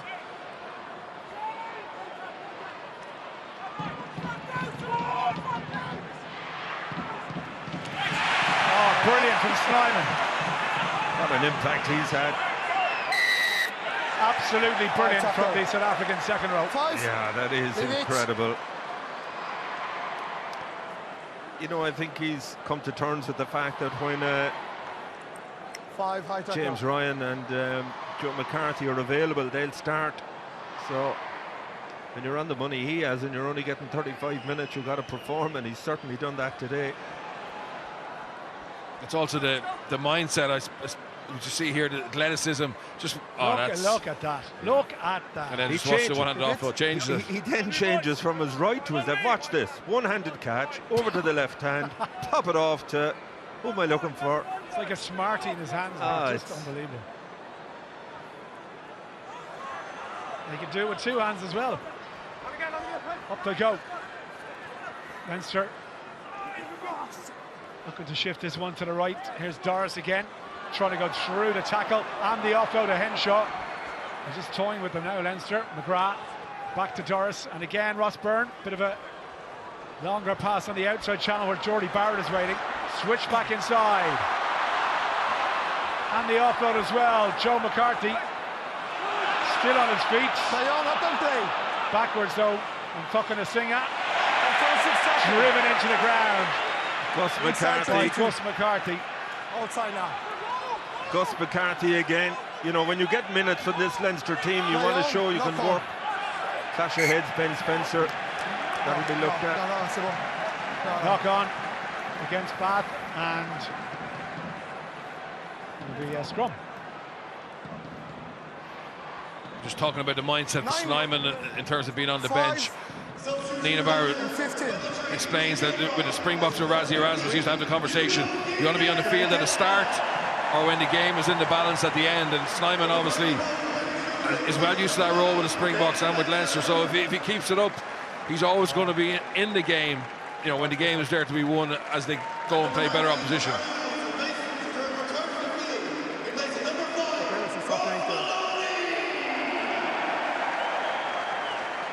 Captain. Hugo Keenan makes way, and Jimmy O'Brien is in. Let's go. You can send the number 9. Spencer's going to have to go off here. Yeah, he took a knock to the back of the head. Who is the new captain for the white team, please?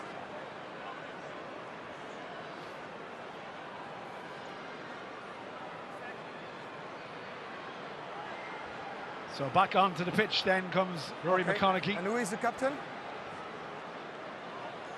It's been a torrid day for Bath, really, haven't they? I mean, Captain, I think please. they're, you know, when they review Captain, this, please. Bernard, I think they'll be probably surprised by just the sheer physicality of this Leinster side, all over the field, front Captain, row to the back 3 to the there is a midfield, knock-on just on sheer the number power, 6, energy, dive on the player, pace. he's in offside Yeah, 100%. position, And so they it came will here be with their best squad. They came against here with a your really team good and game penalty plan. for They got a England. lead, but then I think it'll be a eye-opener for them how big the gulf is between them and a team who are genuine contenders. And bear in mind, they put 60 points on Saracens a couple of weeks ago in the Premiership as well, so that'll just give you an idea. But Leinster really have been brilliant today, especially early on when they went behind the 2 tries. You thought, right, what have they got in response here? Yeah, they have. And look, I mean, it isn't rocket science. You look at the quality. Both Toulouse and Leinster, I think, are in a level of their own. Slap back on the Bath side this time. No. Ball should be there for Schroeder.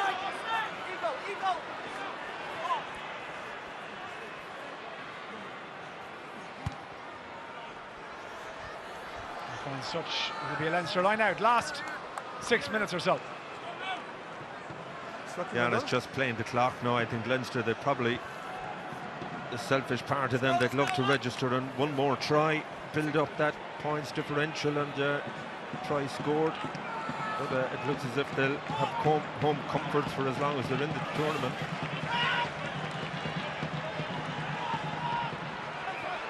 Tackle! Hinshaw takes it up. Thank you, Tam.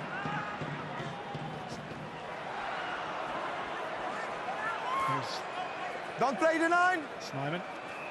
Advantage. Penalty Advantage being played advantage. to Leinster. 20. Chris McCarthy and Tom Clarkson involved. There's McGrath having a bit of a snipe of his own. No advantage, 20, play penalty. the 9. You're part of the ruck. Yeah, you can be sure Leinster will go to the corner here. To be fair, look, McGrath kind of went out of the scene for a year or two. He's actually impressed me when he's come on and played lately. He's been very sharp this season. I think so. And there's a lot of competition. Fintan Gunn is pushing from below, so he probably knows he needs to perform. But just interesting there, that penalty, like you could hear the referee say, don't touch the 9.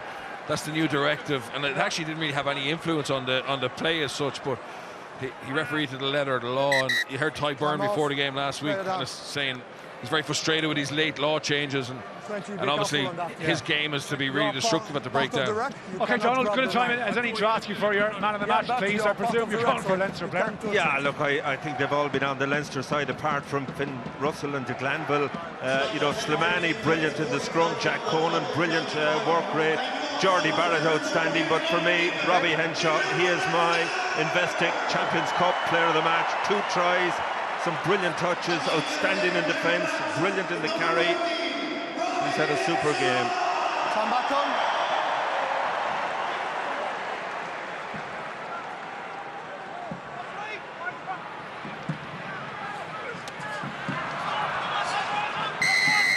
Penalty. Contact in the line out. Captain. Bath are just praying for the full-time whistle now at this stage. Yeah, New they are. warning, 2-minute penalty against your team. Be careful. You just feel there's one more score in Leinster, don't you? You might get it from this one. See, Cian Healy. Step back, please.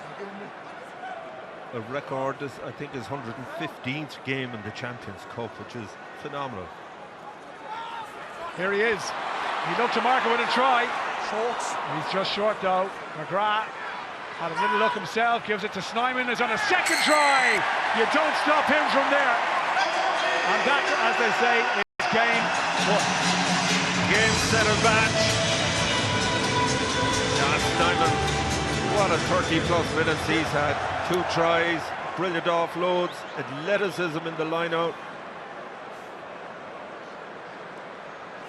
Is he Barrett Slimani the missing ingredients? How do you start? Over goes from Byrne.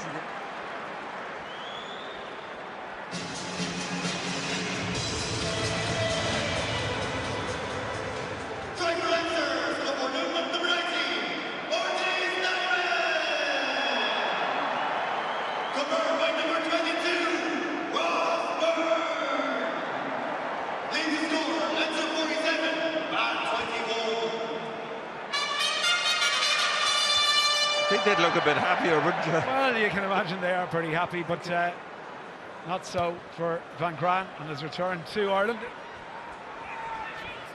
Jordy Barrett. Step back. McGrath. Pass wasn't great from Gus McCarthy. Bat. Chance to move it now. It went forward. Second. First one forward from Bat. Scrum to Leinster.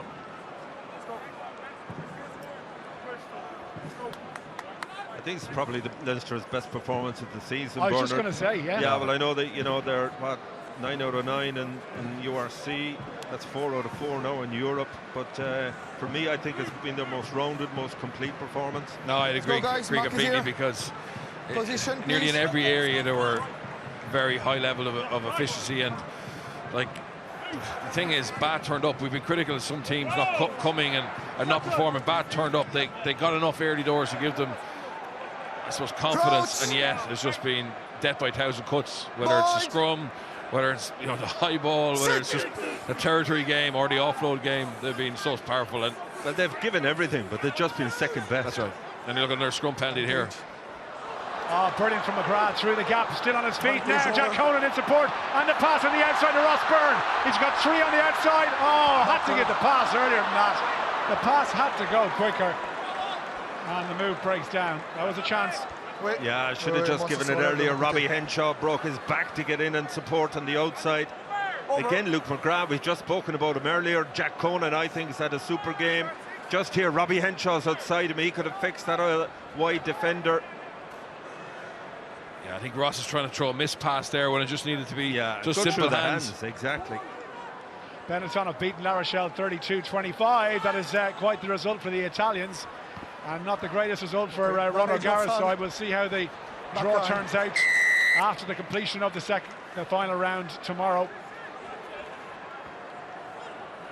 Backline offside. What a boost that is for Italian rugby. Yeah. Just at the verge of the But they're capable of it, Treviso, aren't they, on their day? Well, they have. I mentioned earlier on, they beat Bath as well at home. Yeah. It'll be interesting to see how the Italians do in the Six Nations. Scotland first for them at Murrayfield, and it's a game they're going to have half an eye on, a target of victory, but on their day, and especially after last season's Six Nations when the Italians played very well. Interesting to see if they develop on that. Yeah, although Scotland, you feel if they're ever going to do anything, it's this year. I think they have 3 home matches. Well, Italy at home in the first one, Ireland at home in the second one. Yeah. Stuart Hogg says they're going to win the Six Nations, but he says that every year. He's wrong every year. Chance for Dunn to throw. Taken again by Snyman. Just too good in the air.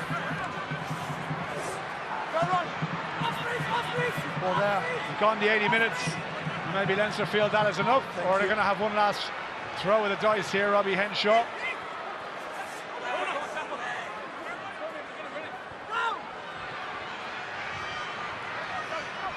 Jimmy O'Brien trying to set it right. McGrath, McCarthy, Byrne, Henshaw, big pass from Ringrose, out to Jordy Barrett.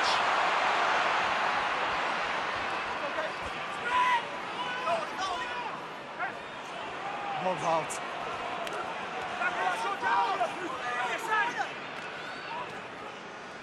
Byrne, Henshaw again, nice from Jordy Barrett. Now Jimmy O'Brien, little dummy, pass on the outside of Van der Fleer, who has Jack Conan with him. Don't think he wants it at the moment, now he does. Conan back inside, McGrath, Leinster Champagne Rugby went backwards, so play on, says the referee Luke Ramos. There for O'Brien if he wants it. Snyman, beautiful, Henshaw trying to go through the gap. Barrett was tackled without the ball. but Leinster have an overlap on the left. Osborne behind the back. That was definitely forward. That's the last pass. Well, you know, there's taking the piss and it's ridiculous, isn't it? It's been that kind of a game. To be fair, Leinster unplayable almost today. Bath through everything they had to be 14 points ahead after 8 minutes. But the quality shone through, particularly that bench. We knew the impact that was there. Look at Finn Russell. He's had a good game, but look at him. He's bowed, bloodied. He knows. Scars the bottle. Yeah, you'll see a lot of these players in a couple of weeks' time in a different tournament, different competition. But hats off to Leinster. That's as good a performance I've seen from them in a long, long time. Yeah, they really were top-notch today at the Aviva Stadium in front of their home fans, and a Bath team who threw down the challenge early on with 2 quick tries. We wondered what Leinster would have in response, and the answer was an impressive 47 points. Full time, Leinster 47, Bath 21. So there we go. Leinster hugely impressive, and Robbie Henshaw, your man of the match, with 2 tries. I wonder the selection headache now for Leo Cullen in terms of what he does with that back line. And Geordie Barrett alongside Henshaw, hugely impressive.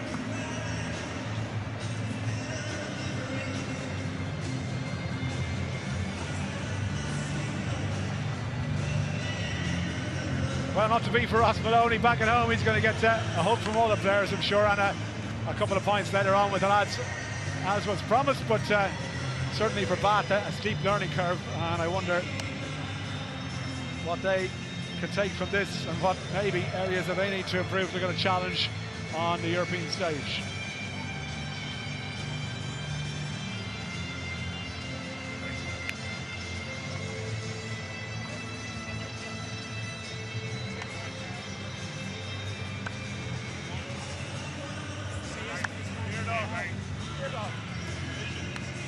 Right, so you see Robbie Henshaw heading over towards the man of the match interview position, and the next voice you hear will be Neil Tracy asking him the questions, and then Robbie Henshaw.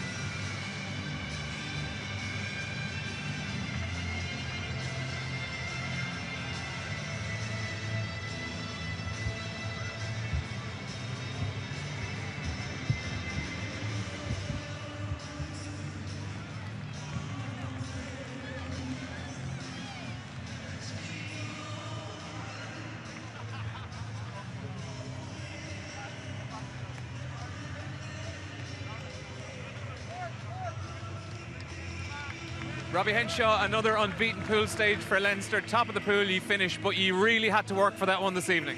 Yeah, we got there in the end after a slow start. Credit to Bath, who came out of the blocks pretty quick and put us under pressure from the get-go. But yeah, thrilled to be here and be at home here and get another win in a crowd over 40,000, I heard, so brilliant. 2 first half tries for yourself. It's been a while since you got over the line. Yeah, I know it's been a while, but yeah, nice to get a couple of scores. I felt we did leave a few out there as well in that first half, but we need to be a bit more patient in breaking them down, and I think we thought it would just come to us easily in the first half, whereas we had to work harder. Is this the best your attack has clicked all season so far, particularly the second half? Yeah, we're getting there. I mean, yeah, we're always working on it. I mean, a few errors here and there, but yeah, lots of positives to take, so yeah, it's good. I look forward to get back here for the next round. Absolutely, yeah, it's great. Every game here is special, so thank you to our supporters for cheering us on. All right, Robbie Henshaw, thanks a million. Jack Conan, I might just bring you in. Congratulations, Jack. Leinster, top of the pool all over again. Going 2 tries down early on, though, you really had to work for that one. But what does it say about you that you never panicked? I think, well, firstly, credit to Bath. They came so quick out the gate. I think we were just kind of slow to start a little bit. We didn't panic. We were nice and calm. We said we'll stick to the process and we'll get there. And pretty proud of the lads. I thought big orgy and the second half skipper, Caelan, were pretty good off the bench. The lads made a huge impact. Same with Ross and Lukey and stuff. And all the lads off the bench I thought were class. Like, made a real impact and just gave us that bit of a lift we needed. So we finished nice and strong, which is great. Probably a little bit loose in the first half, chasing things. Just need to be a bit more calm, bring them through the phases. But again, quality team, Bath. They're top of the Prem for a reason. Do you know what I mean? Very difficult to break down. And Robbie was just saying, like, really feels like the attack is coming together. Was it something you were very conscious of this evening, moving the ball around a little bit more? Look, we're conscious of it every week, and we were pretty disappointed last week against La Rochelle how our attack performed. Just wasn't clicking, wasn't smooth, and probably putting us under a bit of pressure that's needless. It was the same tonight, myself included. From 22 there, pulling one of the balls out the back, and it was a poor pass from me. So just little things, little errors like that, just stop momentum. So we got to be held a lot better. All right, Jack, congratulations, and good luck in the next round. Thank you. Thank you very much. Thank you.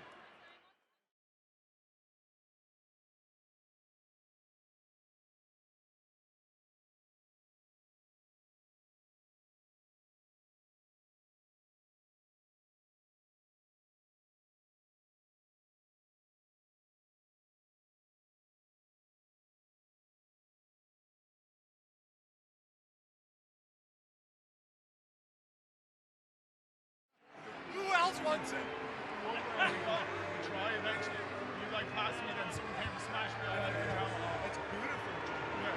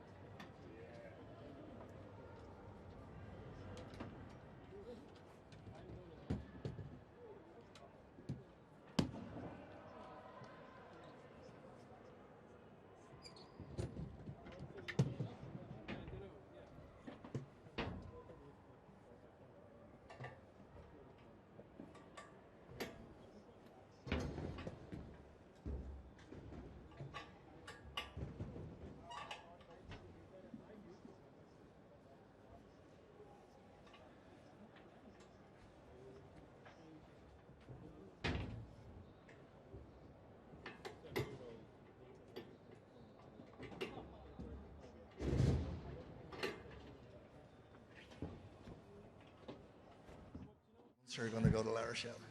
Possible. Sure. Yeah. Possible. Definitely. Would you take a step to your left, please, Leo? Thank you. Whenever you're set, let me know. You happy, Rob? Yeah. You happy, Rob? Not much, but yeah. Yeah? That's all we can do. Okay. Jamil, we're good to go for Premier Sports. Great. In your own time, please. Leo, if the objective at the beginning of the day was to score some tries, build some momentum, get a bonus point and head towards the last 16, then it's mission accomplished. How would you assess the performance, though? Yeah, lots of good intent, I think, over the course of the game. The first 7 minutes aren't fantastic because we're 14-0 down. So, but I thought we'd work our way back into the game well.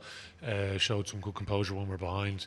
You know, Robbie gets in for a couple of good tries. You know, we score prior to half time. You know, they lose a man to the bin, and unfortunately we can see just on half time. So I think some nice bit of play. Finn Russell is good at pulling the strings, and listen, they're a constant threat bath. You know, we talked about this in the lead into the game, so it's not a huge shock to us. But I thought the guys were good around half time, showed good composure, made a couple of adjustments, attack and defence, and I thought we got much better balance probably in terms of, you know, playing through Bath, you know, because they were shooting at us quite aggressively with their defence, and maybe we were forcing things a little bit too much. So, yeah, listen, overall we're delighted to get a win. You know, you know, in the lead into these last.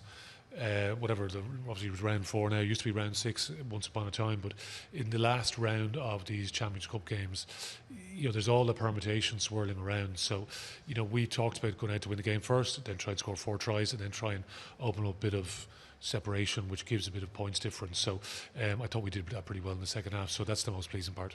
Arguably the turning point, or a turning point in the game, is the red card that comes for Bath, and 2 yellow cards. Now, how do you see that? Because I've seen players stay on the field for a whole lot worse. There were almost technical infringements. Yes, there was head-to-head contact, and yes, it was a scrum penalty. But it is difficult, and I know as an opposing coach, you may not see it that way, but you must have some sympathy from what you saw on that one. Yeah, like it's a little unusual the way it's happened, but isn't we know Luke Ramos, he's not going to take any nonsense anyway.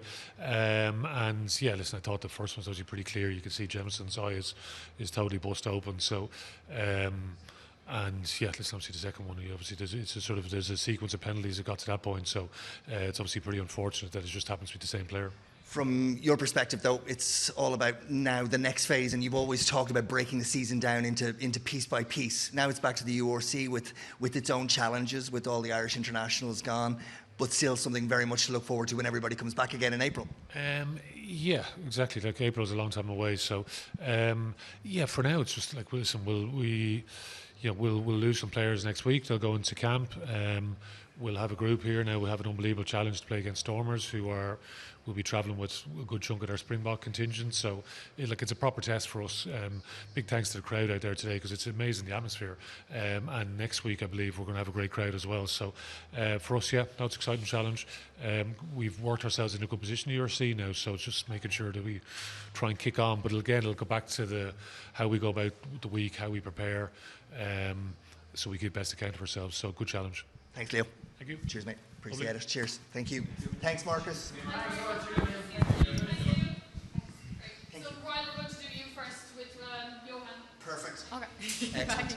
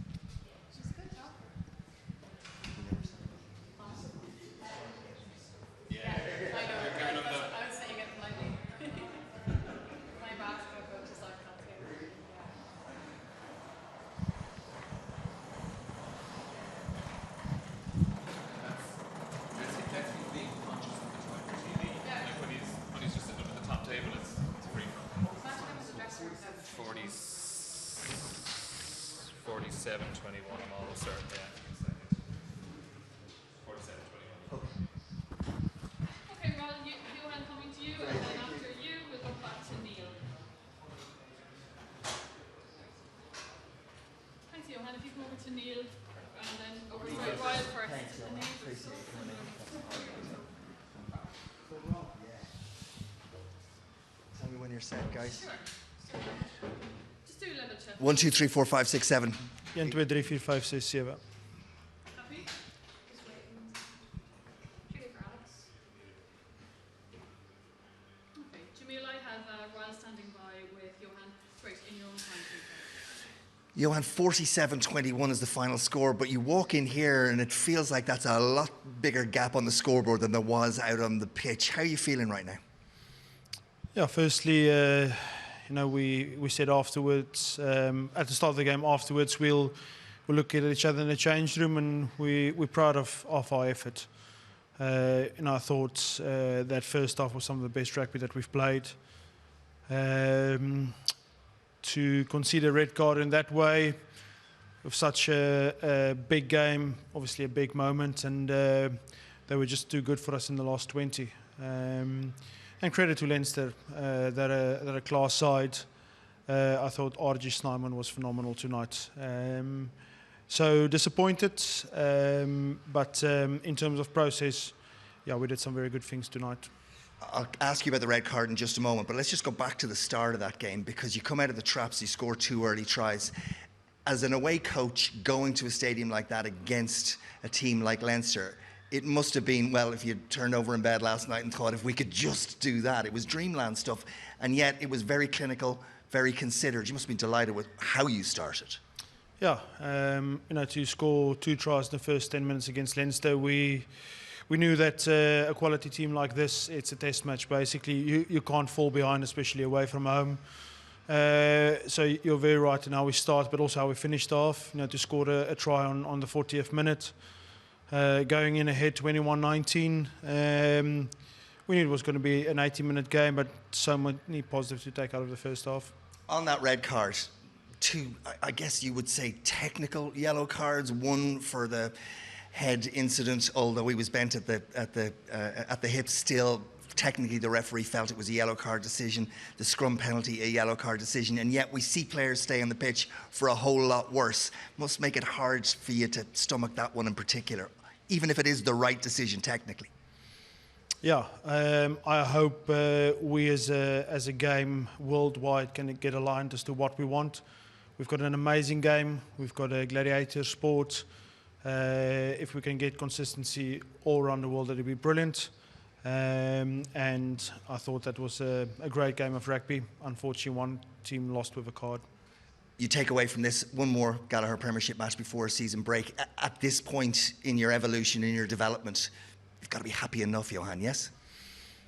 Yeah, look, you're disappointed that you lose the game, but some moments that we left out there, but no regrets about tonight. We knew this was going to be one heck of a game, and so it was. And as I said, I've got incredible respect for Leinster and what they've created here.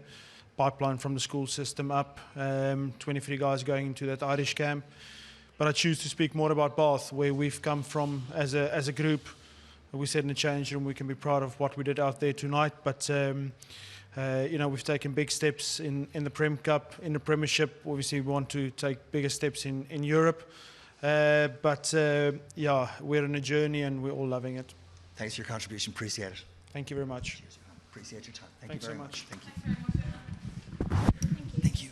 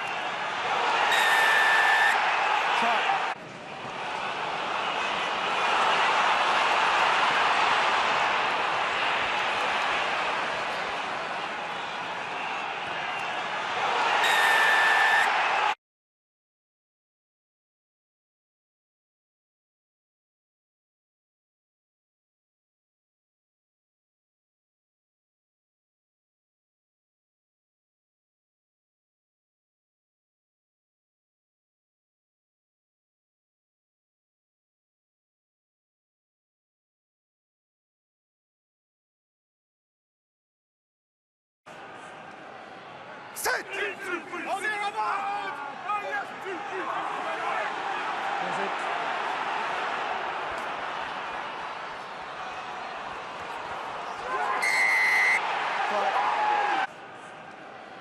Set!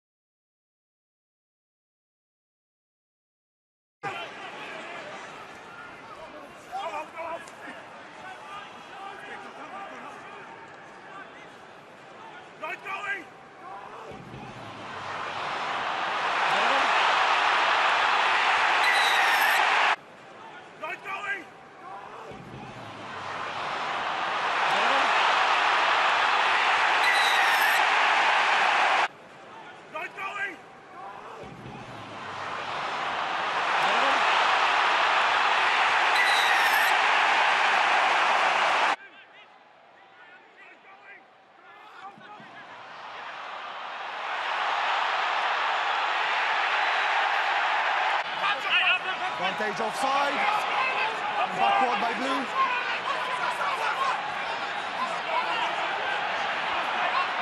Still advantage for offside.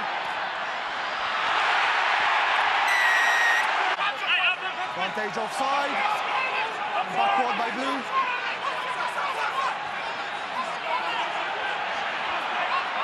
Still advantage for offside.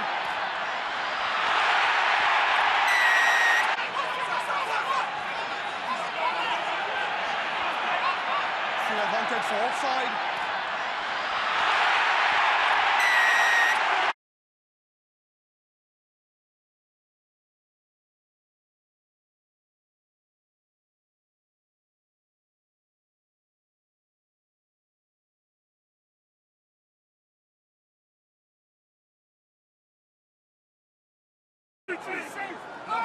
What's the hook, sir?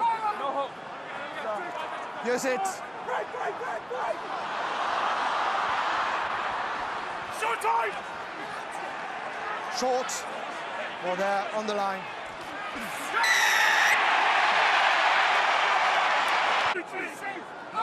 What's the hook, sir? No hook. Use it. Break!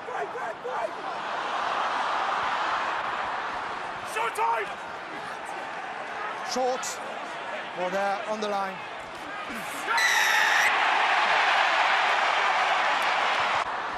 Short time! Short. Or there on the line.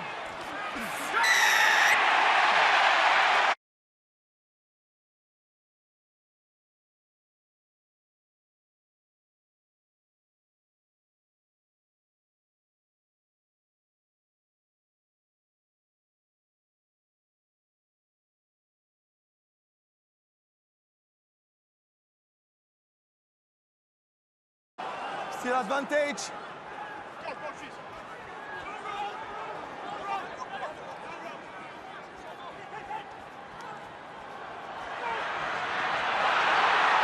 Advantage over. Still advantage.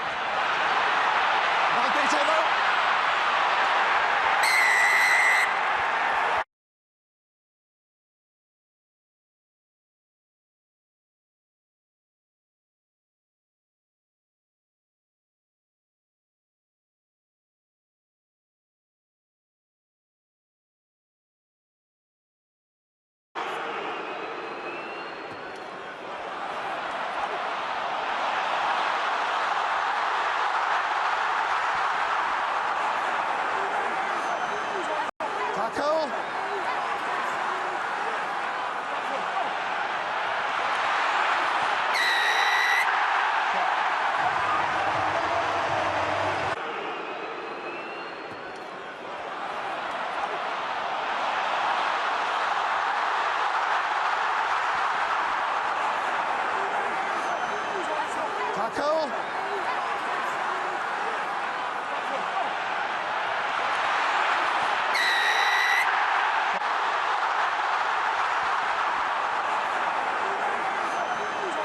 Tackle.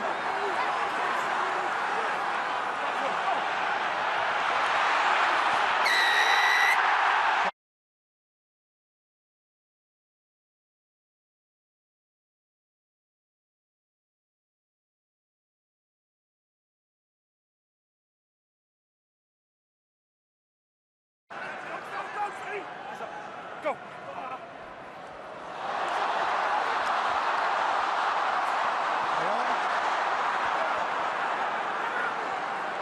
Advantage offside.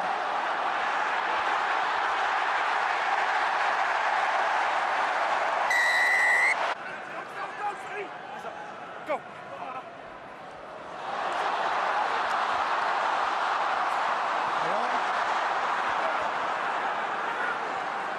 Advantage offside.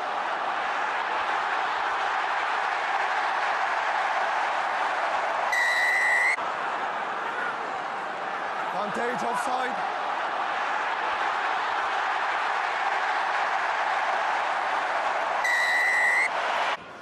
White retreat. 12.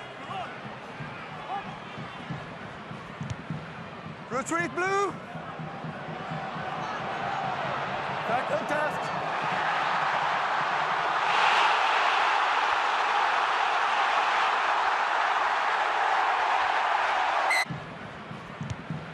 Retreat blue. Back contest.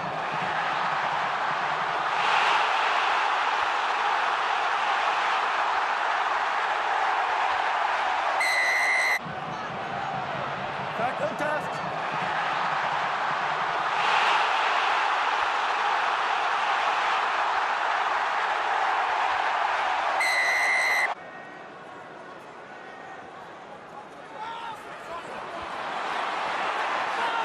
Shorts.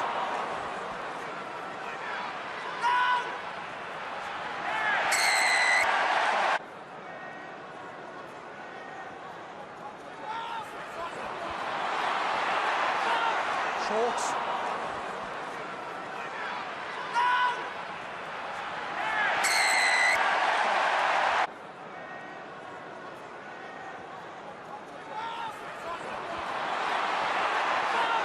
Shorts.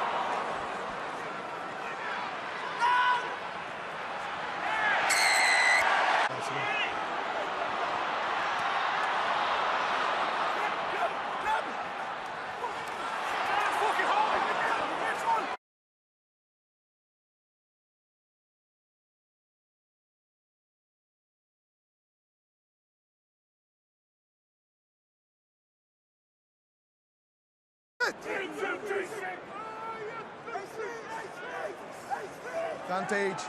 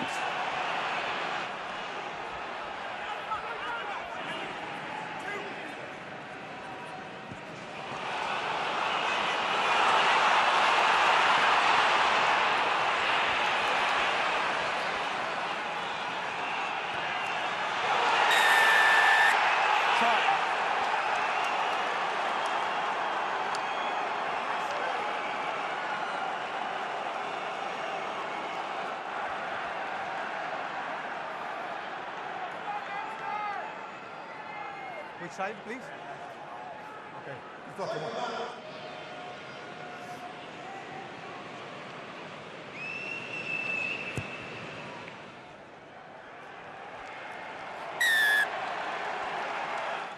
Set!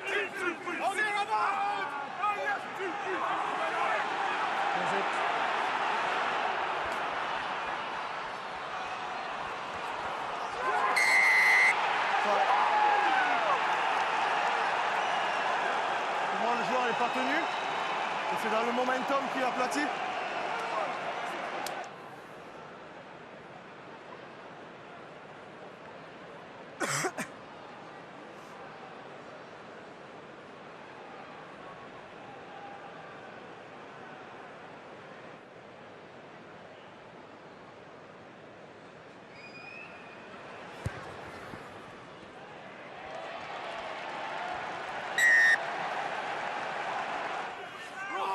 Merci.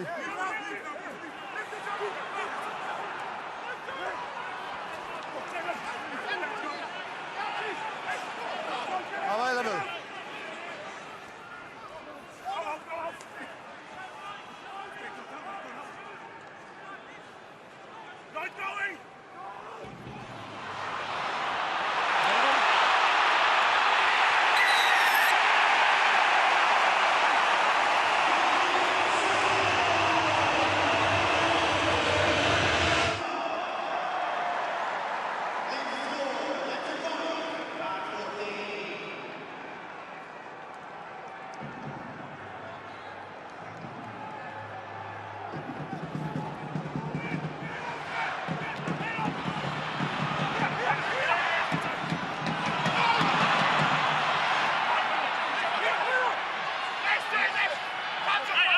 Advantage offside. Backward by blue.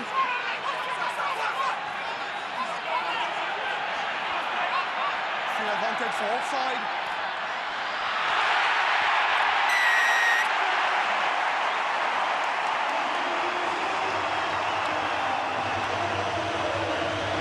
Moi, je l'ai vu.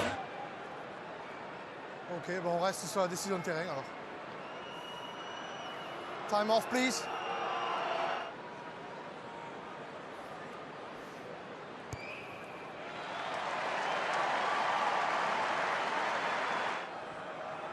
Sit! Watch the hook, sir. No hook. Here's it. Break. Short time! Short. Or there on the line.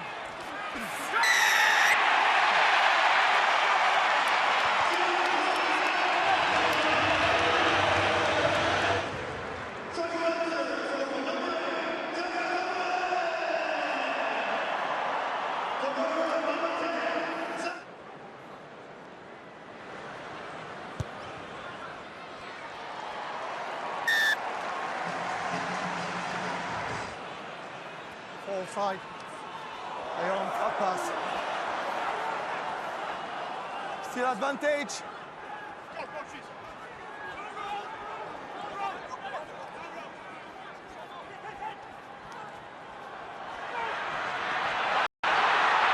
Advantage over.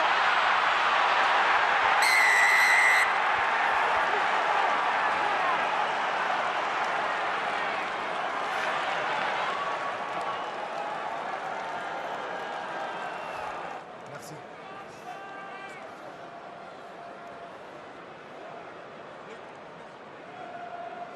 Thank you.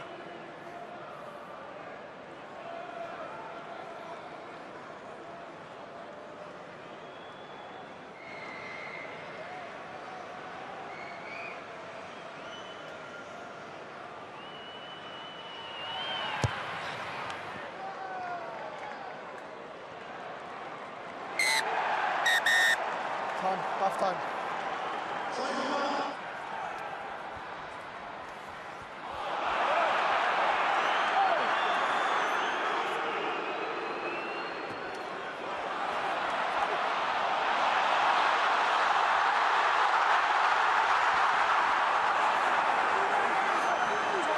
Tackle.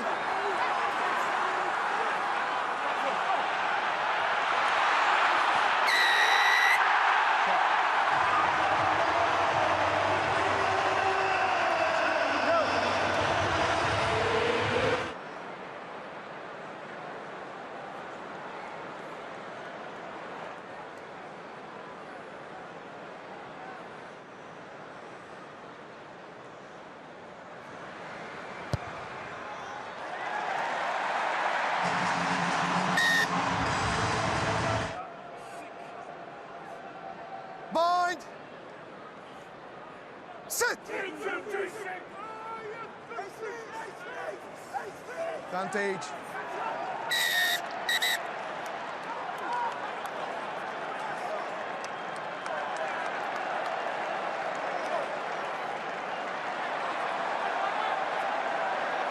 Number 1, red card.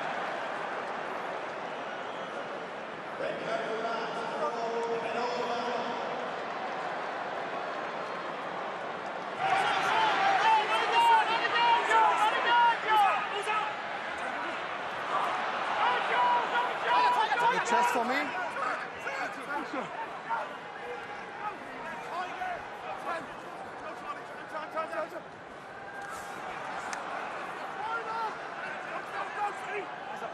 Go.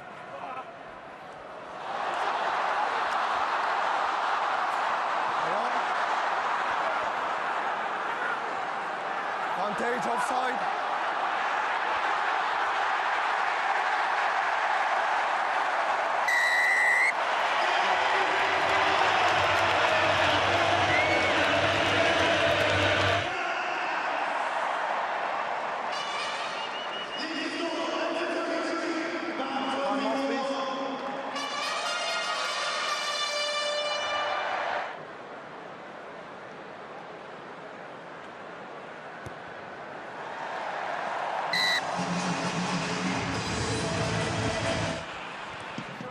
Retreat blue. 12 blue. White retreat. 12. Retreat blue. Back contest.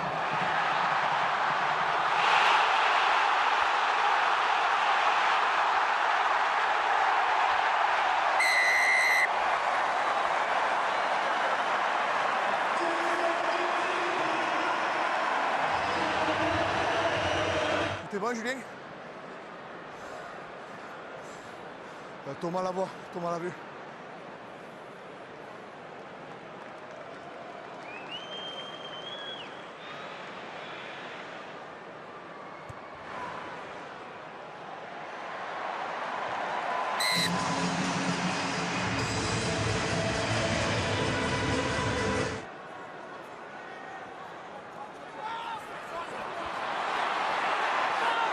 Shorts.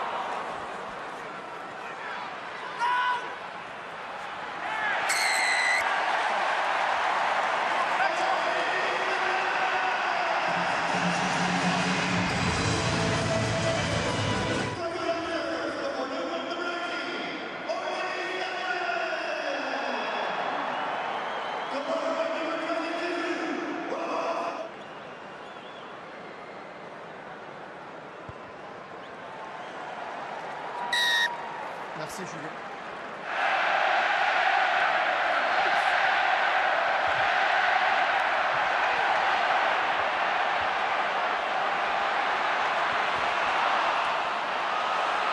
Forward ou pas?